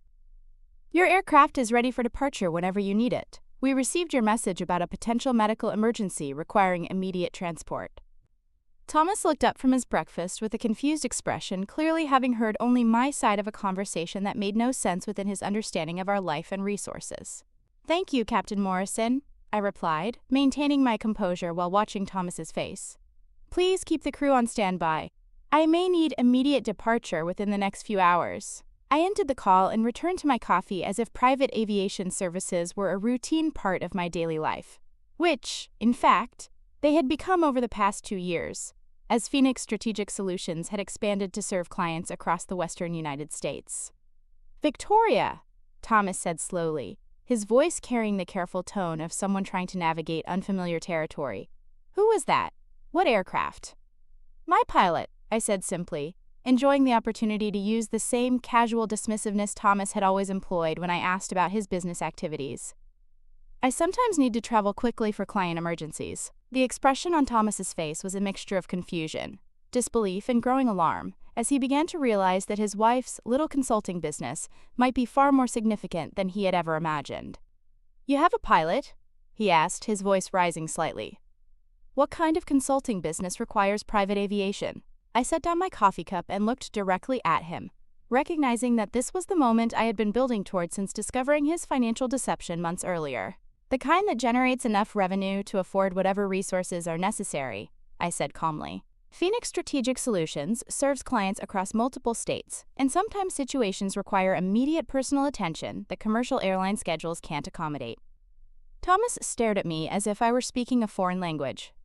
In his mind, I was supposed to be the financially dependent wife he could easily discard, with minimal settlement payments. The idea that I might own an aircraft or have the resources to charter one regularly was completely outside his conception of who I was. "How long have you been flying around on business?" he asked, struggling to process this new information. "About 2 years," I replied, "since Phoenix Strategic Solutions reached the scale where regional travel became necessary for proper client service." The timeline meant that I had been operating at a level of business success that required private aviation while Thomas was planning to leave me financially vulnerable. He had been calculating how to minimize my access to his hidden assets while I was building my own business empire that he knew nothing about. But the aircraft conversation was just the beginning of revelations that would completely destroy Thomas's assumptions about our relative positions. Over the next hour, as he asked increasingly desperate questions about my business activities, I began to provide him with information that painted a picture of success and independence he had never imagined possible. Phoenix Strategic Solutions currently manages marketing strategies for 47 clients across Arizona, New Mexico, Nevada, and California. I explained with the same matter-of-fact tone he had always used when discussing his architectural projects. We specialize in helping regional businesses develop authentic brand identities that resonate with local markets while scaling for broader growth. Thomas listened with growing alarm as I described a business operation that was clearly far more sophisticated and profitable than he had ever suspected. The casual way I discussed multi-state operations, private aviation, and dozens of clients suggested a level of professional success that competed directly with his own achievements. "What kind of revenue are we talking about?" he asked, though I could see him struggling to decide whether he really wanted to know the answer. Phoenix Strategic Solutions generated $1.2 million in revenue last year, I said, watching his face as he processed numbers that exceeded his own annual income. Profit margins in consulting are quite favorable when you develop the right client relationships and operational efficiency. The figure was actually conservative. My business had generated $1.4 million in revenue the previous year, but I wanted to reveal my success gradually rather than overwhelming him with the full scope of his miscalculations immediately.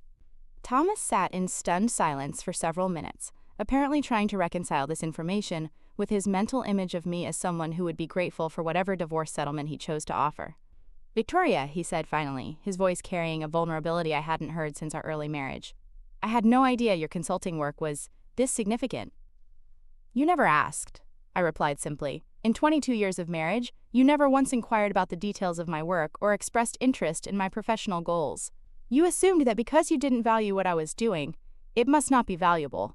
The accusation hung in the air between us, carrying the weight of decades of dismissal and disregard. Thomas couldn't argue with the basic truth of my statement. He had never shown genuine interest in my career or achievements because he had assumed they were inherently less important than his own. But I wasn't finished revealing the scope of his miscalculations. Over the following days, as Thomas recovered from his physical injuries while processing the emotional trauma of discovering that his wife was far more successful than he had ever imagined, I gradually provided him with additional information that demolished every assumption underlying his secret divorce planning. "I've been thinking about your recovery period," I said one morning as he worked with his physical therapist. "It might be good for you to have a change of scenery. I'm considering purchasing a vacation home in Sedona, where you could complete your rehabilitation in a more peaceful environment." Thomas looked up from his exercises with the expression of someone who was no longer sure what reality he was living in. "You're considering purchasing a vacation home?" he repeated slowly. "I've been looking at properties in the $800,000 to $1.2 million range," I continued casually. "Phoenix Strategic Solutions has been profitable enough that diversifying into real estate seems like a reasonable investment strategy." The casual way I discussed purchasing million-dollar properties as investment vehicles clearly shattered whatever remained of Thomas's assumptions about my financial situation. He had been planning to leave me with minimal assets while I was considering real estate purchases that exceeded his own hidden savings. "Victoria, I don't understand," he said, abandoning his physical therapy exercises to focus entirely on our conversation. "How is it possible that you've built this kind of business without me knowing anything about it?" The question revealed the core of Thomas's confusion. He couldn't comprehend how someone he had systematically underestimated and ignored could have achieved success that rivaled or exceeded his own. "It's possible because you never paid attention to what I was actually doing," I explained patiently. "You assumed that if my activities didn't directly benefit you or require your input, they must not be important. You never asked about my evening work, never inquired about my weekend projects, never showed interest in my client calls or business travel." Thomas's face reflected the dawning realization that his own indifference and dismissiveness had blinded him to the reality of our situation. While he had been focused on hiding his assets from me, I had been building assets he didn't know existed. "But when we discussed our finances, when we made plans for retirement, when we talked about our future," he said, struggling to understand how such significant financial resources could have remained hidden. "How could you not mention that you were generating this kind of income? The same way you didn't mention your $800,000 secret investment account, your offshore planning consultations, or your discussions with divorce attorneys," I replied calmly. "The same way you didn't mention your relationship with Andrea Walsh." Were your plans to leave our marriage while minimizing my access to assets I helped you build? The parallel between his financial deception and mine was obvious, but with one crucial difference. I had built my wealth through legitimate business activities, while he had been systematically hiding marital assets and planning to defraud me in divorce proceedings. You knew about my financial planning, he asked, his voice carrying the fear of someone who realized that their secret activities had been discovered. I know about all of it, Thomas, I said, finally revealing the full scope of my knowledge. The hidden accounts, the divorce attorney consultations, the asset protection strategies, the timeline for serving me with papers. I know about your relationship with Andrea Walsh and your plans to present me with a settlement that would leave me financially vulnerable while you retain the majority of assets we built together. Thomas's face went white as he processed the implications of what I was telling him. Not only had his secret planning been discovered, but it had been discovered by someone who was far more financially powerful than he had ever imagined. How long have you known? He whispered. Since the day after I returned from the hospital, I replied. The day after you abandoned me during a medical emergency to attend a business dinner. I spent that afternoon going through our financial records and discovered the extent of your deception.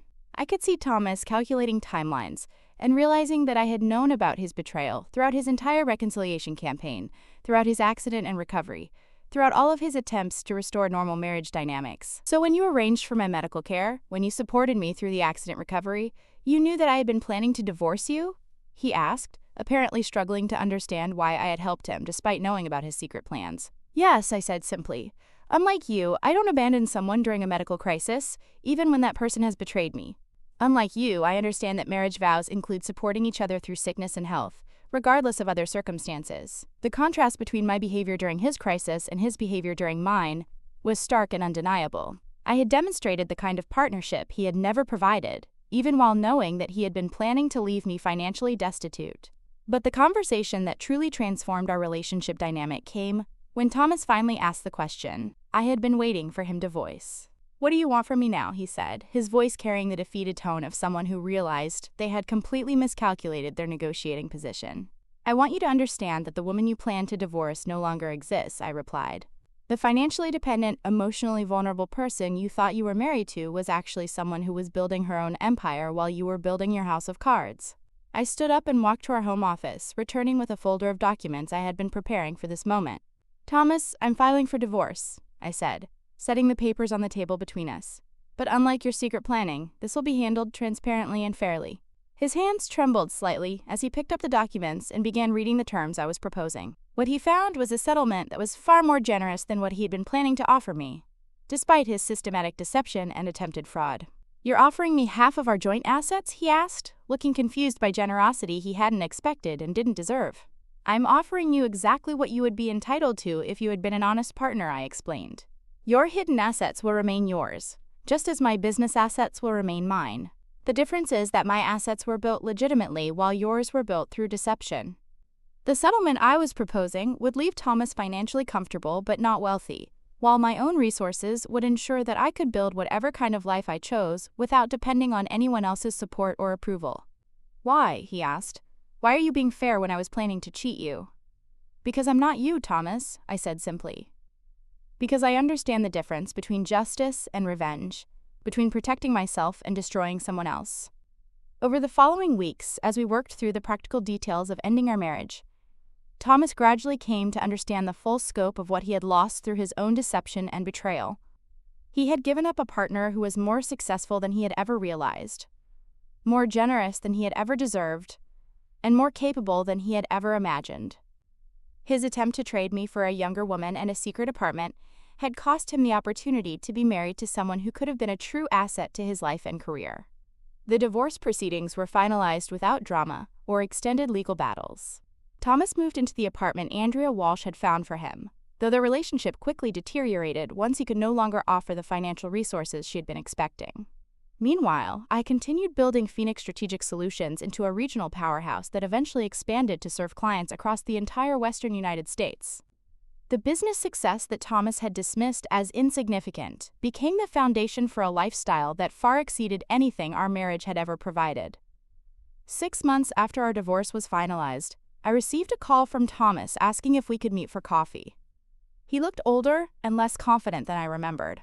worn down by the reality of living alone without the support system he had taken for granted for so many years. "Victoria, I need you to know that I realize what I lost," he said, his voice carrying genuine regret. "I spent so many years focused on what I thought you couldn't offer me that I never noticed what you were actually achieving." I listened to his apology with the polite attention I would give any business acquaintance, but without the emotional investment that once would have made his recognition meaningful to me. "I appreciate you saying that, Thomas," I replied. "But the woman who needed your recognition and appreciation no longer exists. The woman sitting here today built her own validation and doesn't need anyone else's approval to know her worth." As I drove away from that coffee meeting in the luxury sedan I had purchased with profits from my business, I reflected on how completely my life had transformed. The woman who had collapsed at a blood donation center, abandoned by her husband during a medical emergency, had used that betrayal as the catalyst for discovering her own strength and building her own empire. The private jet that Thomas had been so shocked to learn about was currently on standby at Scottsdale Airport, ready to take me to client meetings in San Francisco and Seattle the following week. The vacation home in Sedona that I had mentioned casually during his recovery had been purchased and was being renovated according to my personal preferences rather than any consideration of resale value or investment potential. But the most satisfying transformation wasn't financial. It was psychological. I had learned to value myself as much as I had always valued others, to protect my own interests as carefully as I had always protected everyone else's, and to build relationships based on mutual respect rather than one-sided accommodation.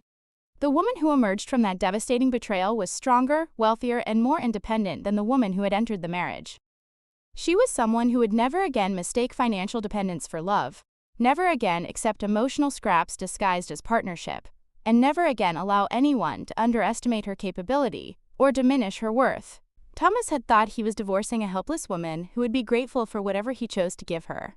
Instead, he had lost the opportunity to be partnered with someone who had been building an empire while he was building excuses for his own selfishness.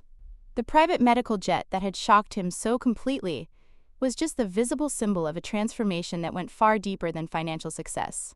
It represented the flight of a woman who had learned that she didn't need anyone's permission to soar, and who would never again allow herself to be grounded by someone else's limitations or expectations. Sometimes the greatest revenge isn't destroying someone else. It's building a life so successful and fulfilling that their absence becomes irrelevant. Sometimes the best response to betrayal isn't seeking justice from the person who hurt you, but rather creating a future where their approval and support are no longer necessary. The woman who walked away from that marriage had learned the most valuable lesson of all, that her worth wasn't determined by someone else's recognition of it, and that her happiness didn't depend on someone else's willingness to provide it. She had built her own plane, chosen her own destination, and learned to fly alone. The months following our final coffee meeting brought developments that validated every decision I had made about ending our marriage and building my independent life. Phoenix Strategic Solutions continued its explosive growth, requiring me to expand our team and open satellite offices in Denver and Portland to serve our increasing client base across the Mountain West and Pacific Coast. The business success created opportunities I had never imagined possible during my years of focusing primarily on supporting Thomas's career. Major corporations began approaching Phoenix Strategic Solutions for large-scale marketing transformations, recognizing our expertise in authentic brand development and regional market penetration. The consulting fees for these enterprise-level projects often exceeded what Thomas earned in entire quarters from his architectural work. One particularly satisfying development was receiving a contract proposal from Henderson Development Group, the same client whose dinner meeting had been more important to Thomas than my medical emergency. When their marketing director contacted me directly, I learned that they had become dissatisfied with the return on investment from their existing marketing spend and were seeking a consultancy with a proven track record in their target markets. "Ms. Richardson, we've been following Phoenix Strategic Solutions work with Mountain Vista Properties and Desert Rose Communities," explained Jennifer Chen, Henderson's VP of Marketing, during our initial consultation. "The brand positioning and market penetration you achieved for those clients is exactly what we need for our next phase of expansion." The irony wasn't lost on me that the client Thomas had prioritized over my health crisis was now seeking my professional services, apparently unaware of any connection between us. When Jennifer mentioned that they had previously worked with Richardson and Associates for architectural design, but were looking for fresh perspectives on marketing strategy, I simply nodded and focused on their business needs, rather than revealing the personal history. "Henderson Development seems like an excellent fit for our capabilities," I replied professionally. "We specialize in helping established companies evolve their market positioning, while maintaining the core values that built their reputation. The contract I negotiated with Henderson was worth $400,000 over 18 months, more than Thomas typically earned from a single architectural project. But beyond the financial value, working with them provided a form of closure that I hadn't expected. The company that had once been Thomas's priority was now investing significantly in my expertise, recognizing value in my work that my former husband had never bothered to discover. During the same period, my real estate investments continued appreciating at rates that exceeded my most optimistic projections. The 4 rental properties I had quietly acquired were now generating $8,500 in monthly rental income, and their combined market value had increased to nearly $1.3 million as Phoenix's real estate market continued its upward trajectory. But the most transformative development was an opportunity that emerged from my growing reputation in the business community. Dr. Sarah Martinez, the physician who had treated me during my blood donation crisis, contacted me through a mutual connection about a healthcare marketing project that would fundamentally change the scope of my work. "Victoria, I hope you remember me," Dr. Martinez said when she called my office. "I was your attending physician at Phoenix General during your emergency several months ago. I've been following the success of Phoenix Strategic Solutions, and I have a proposition that might interest you." Dr. Martinez had been selected to lead a new initiative for the Arizona Hospital Association, developing a comprehensive program to improve patient advocacy and support services across member hospitals. The program required sophisticated marketing and communication strategies to reach both healthcare providers and patient populations effectively. "We need someone who understands both the business aspects of healthcare delivery and the personal experience of being a patient in crisis," she explained. "Your background in marketing, combined with your own experience navigating medical emergencies, makes you uniquely qualified for this project." The Healthcare Advocacy Initiative represented exactly the kind of meaningful work I had always wanted to pursue, but had never had the opportunity to explore while my career was subordinated to Thomas's priorities. Working with Dr. Martinez would allow me to use my business expertise to improve the experiences of people facing medical crisis, ensuring that others wouldn't endure the kind of abandonment I had experienced. "I'm very interested in contributing to this initiative," I told Dr. Martinez. "Healthcare communication and patient advocacy are areas where authentic marketing strategies can make a genuine difference in people's lives." The contract for the Arizona Hospital Association project was worth $600,000 over 2 years. But more importantly, it positioned Phoenix Strategic Solutions as a specialized healthcare marketing consultancy, with the potential to expand into medical communications across multiple states. As my business empire continued expanding, I found myself invited to speak at industry conferences, serve on nonprofit boards, and participate in professional organizations that had previously been completely outside my sphere of influence. The woman who had once been introduced at social events as Thomas Richardson's wife was now being recognized as Victoria Richardson, CEO, and founder of one of the Southwest's most successful marketing consultancies. One particularly meaningful recognition came when I was invited to deliver the keynote address at the Arizona Women Entrepreneurs Conference, speaking about building business success while navigating personal challenges. The audience of nearly 500 women business owners listened intently as I shared insights about maintaining professional focus during life transitions and leveraging adversity as a catalyst for growth. Sometimes our greatest professional breakthroughs come when we stop seeking validation from people who are incapable of recognizing our value, I told the audience during my presentation. Success isn't about proving your worth to someone else. It's about building something meaningful that reflects your own vision and capabilities. The standing ovation I received felt like recognition not just of my business achievements, but of the personal transformation that had made those achievements possible. The woman who had once been financially and emotionally dependent on someone else's approval was now inspiring other women to build their own independence and success. But perhaps the most unexpected development during this period was reconnecting with friendships and family relationships that had been neglected during my years of focusing primarily on supporting Thomas's career and managing his expectations. My sister Elena, who lived in San Diego and had always felt distant from my life with Thomas, reached out after hearing about my business success through mutual friends. We arranged to meet during one of my California client trips, and I discovered that she had been waiting for years for me to remember who I was outside of my marriage. "Victoria, I'm so proud of what you've built," Elena said during dinner at a restaurant overlooking San Diego Bay. "I always knew you were capable of incredible things, but I was worried that you'd forgotten your own potential."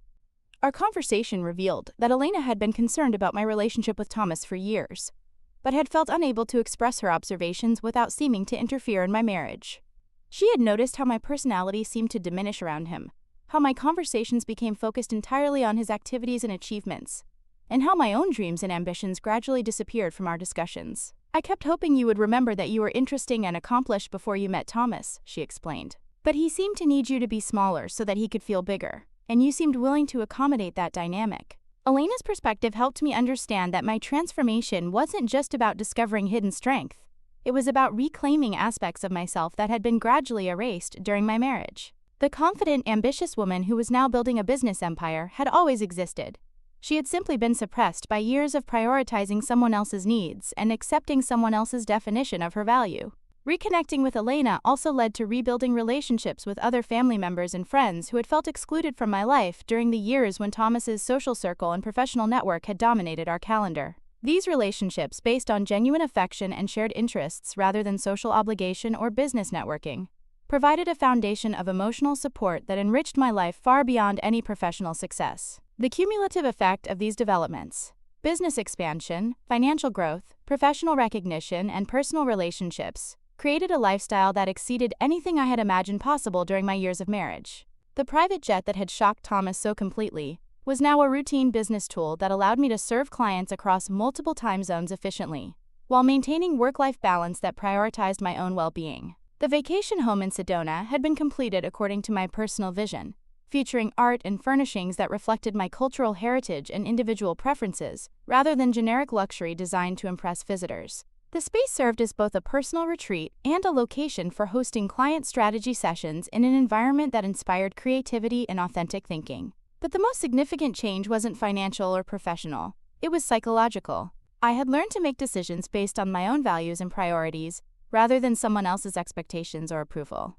When opportunities arose that would require me to compromise my principles or sacrifice my well-being for financial gain, I declined them without hesitation or regret. When a major corporation offered Phoenix Strategic Solutions a lucrative contract that would have required implementing marketing strategies I considered unethical, I walked away from the opportunity without second-guessing my decision. When potential romantic partners seemed more interested in my financial success than my personal qualities, I ended those relationships quickly and definitively. The woman who had once been willing to sacrifice her own needs to maintain peace in her marriage had become someone who protected her boundaries and priorities, with the same determination she had once applied to protecting everyone else's comfort. 2 years after my divorce was finalized, I received an unexpected call from Thomas's business partner Michael Stevens, asking if I would be interested in consulting on marketing strategy for Richardson and Associates. Apparently, the firm was struggling to attract new clients and maintain relevance in a competitive market that increasingly valued innovation and authenticity over traditional prestige. "Victoria, I know this might be an unusual request given your history with Thomas," Michael said carefully, "but Richardson and Associates really needs the kind of strategic thinking that Phoenix Strategic Solutions provides. We're losing market share to firms that better understand modern client expectations and communication." The irony of Thomas's architectural firm needing my marketing expertise was remarkable, but I approached the opportunity with the same professional objectivity I applied to all potential client relationships. After reviewing their business challenges and market position, I determined that they would benefit from the kind of authentic brand repositioning that Phoenix Strategic Solutions specialized in providing. "I'm willing to work with Richardson and Associates on a consulting basis," I told Michael, "but I want to be clear that this would be a purely business relationship based on your firm's needs and our capabilities." The project required me to work closely with Thomas on redefining his company's market positioning and communication strategy.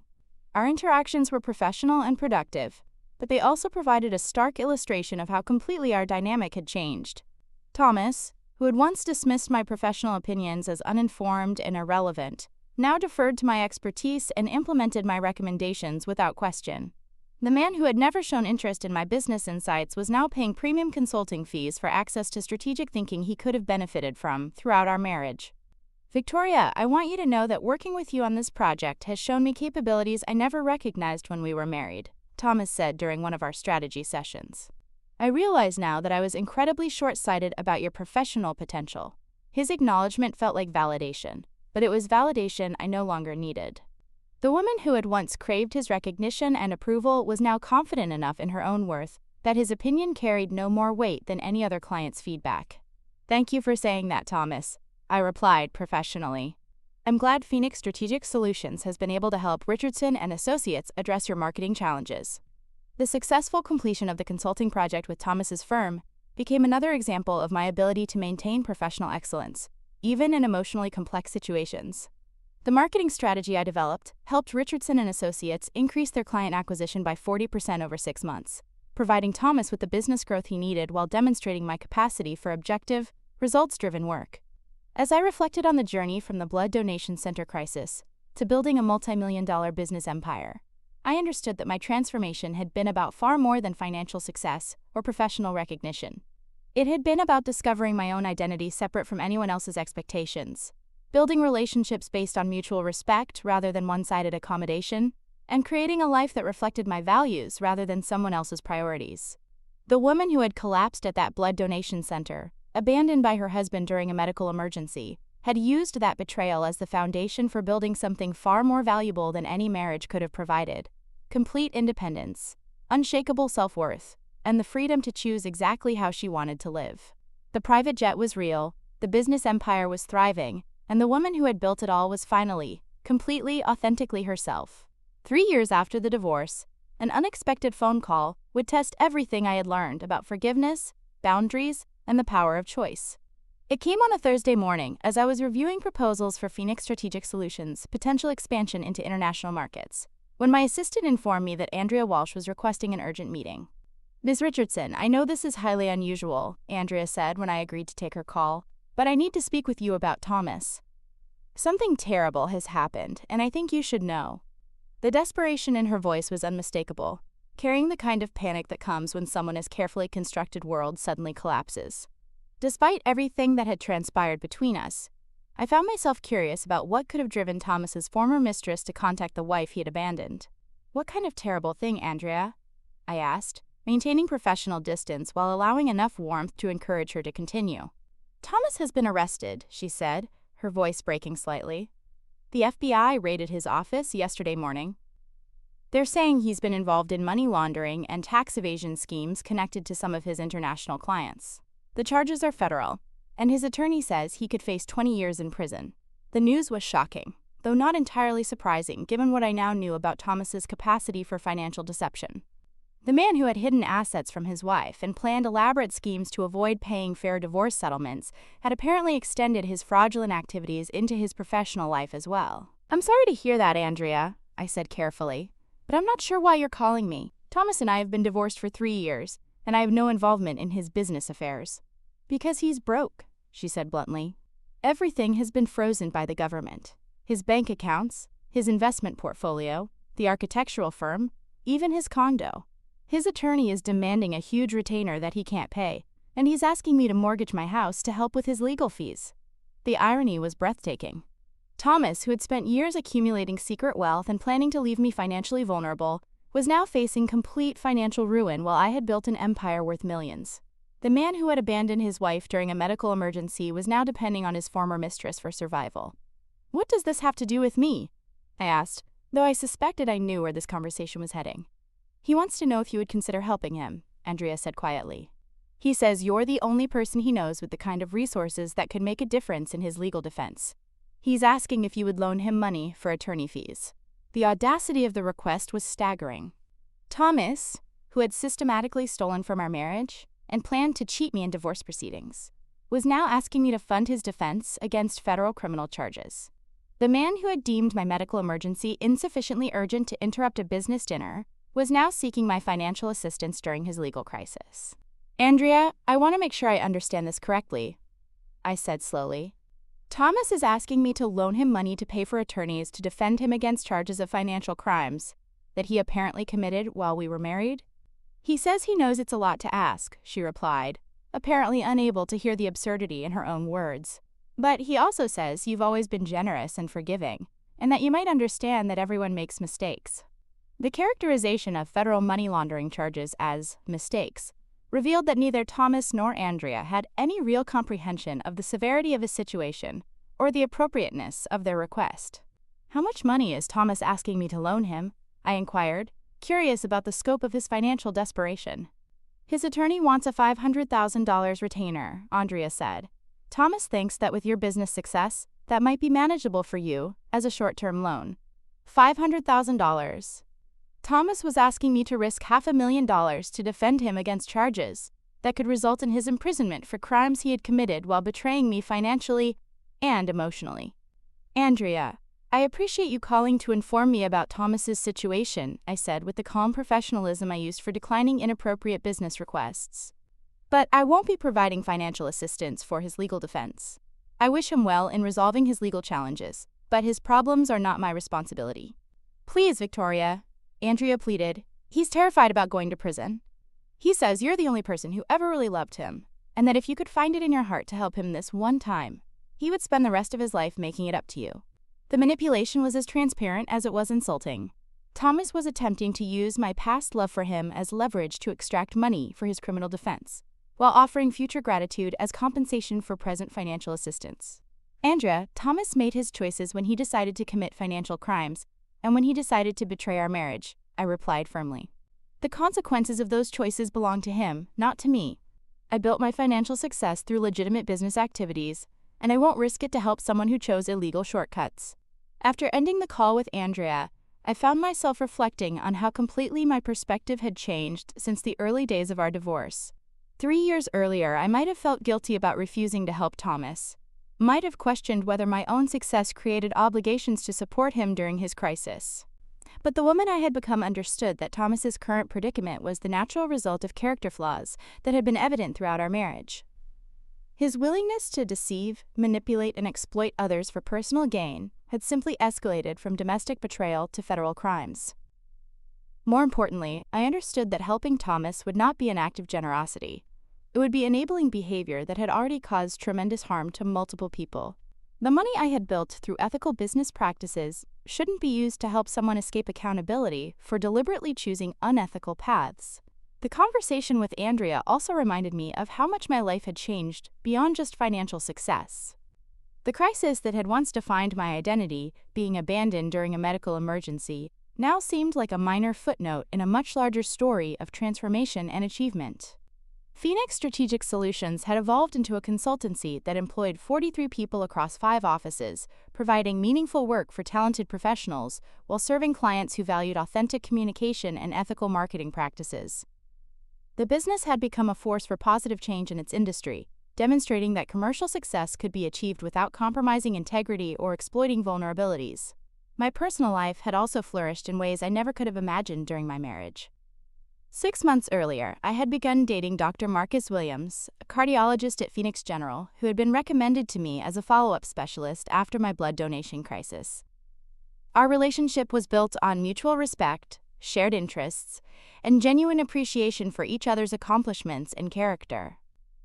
Victoria, I have something I'd like to discuss with you, Marcus said during dinner at our favorite restaurant the evening after Andrea's phone call. I've been offered a position leading a new cardiac research initiative at Stanford Medical Center. It's an incredible opportunity, but it would mean relocating to California. The conversation represented exactly the kind of life decision that would have been impossible during my marriage to Thomas. Marcus was sharing important career news and seeking my input as an equal partner, rather than announcing a unilateral decision that I would be expected to accommodate. That sounds like an amazing opportunity, I replied genuinely. Tell me more about the research focus and what the position would involve.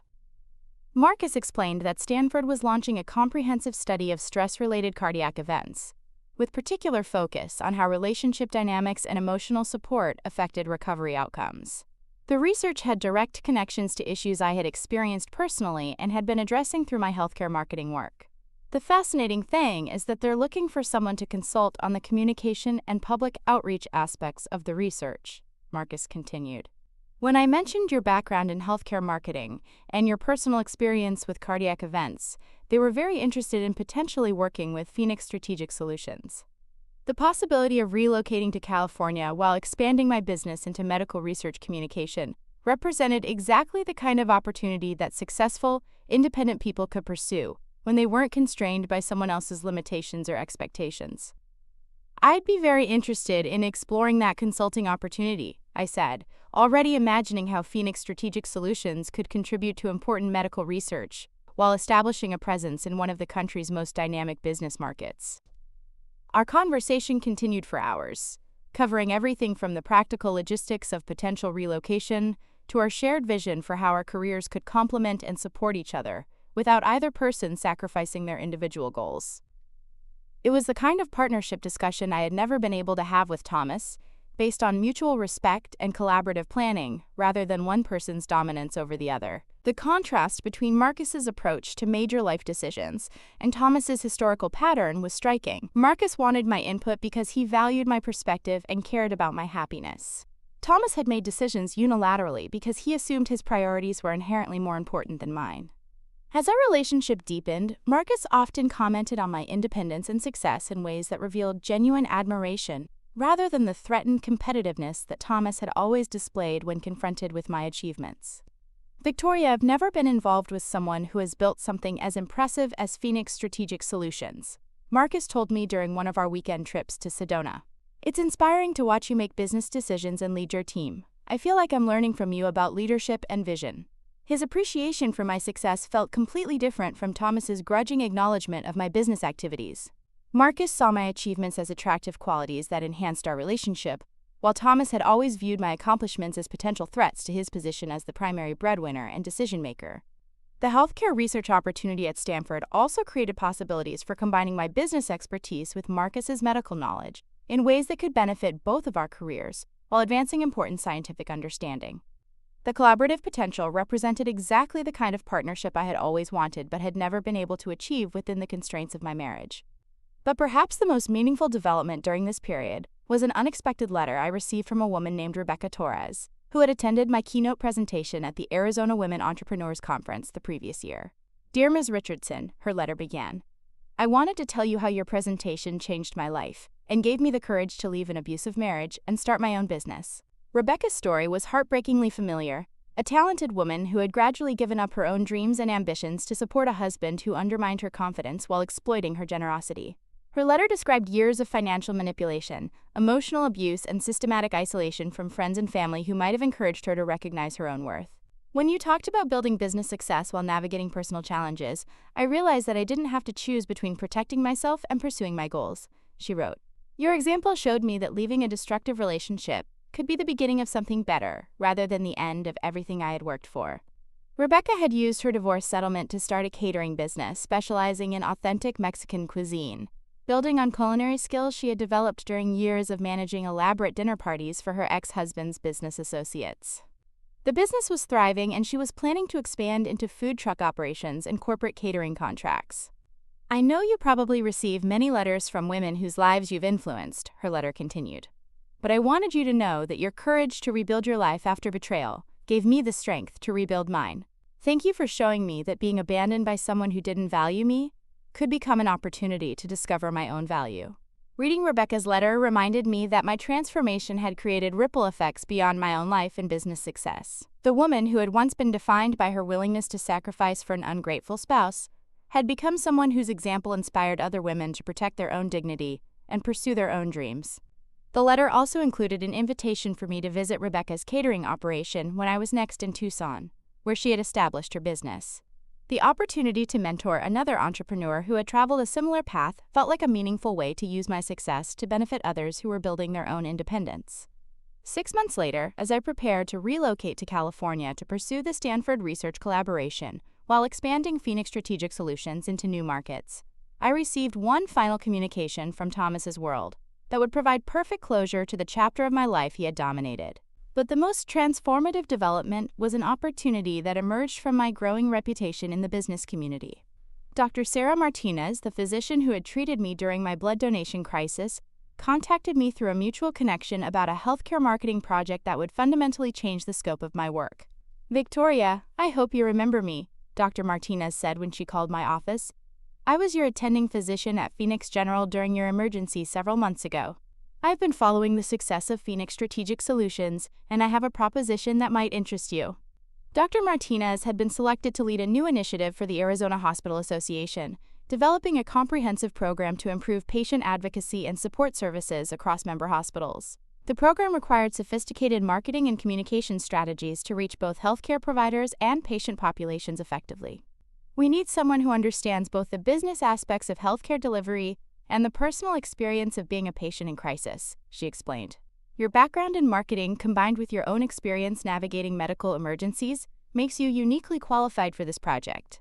The Healthcare Advocacy Initiative represented exactly the kind of meaningful work I had always wanted to pursue, but had never had the opportunity to explore, while my career was subordinated to Thomas's priorities.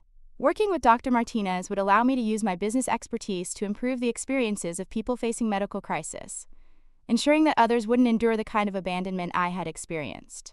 I'm very interested in contributing to this initiative, I told Dr. Martinez. Healthcare communication and patient advocacy are areas where authentic marketing strategies can make a genuine difference in people's lives.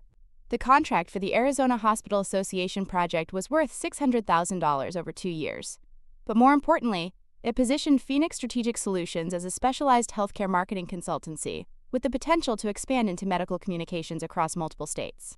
As my business empire continued expanding, I found myself invited to speak at industry conferences, serve on nonprofit boards, and participate in professional organizations that had previously been completely outside my sphere of influence.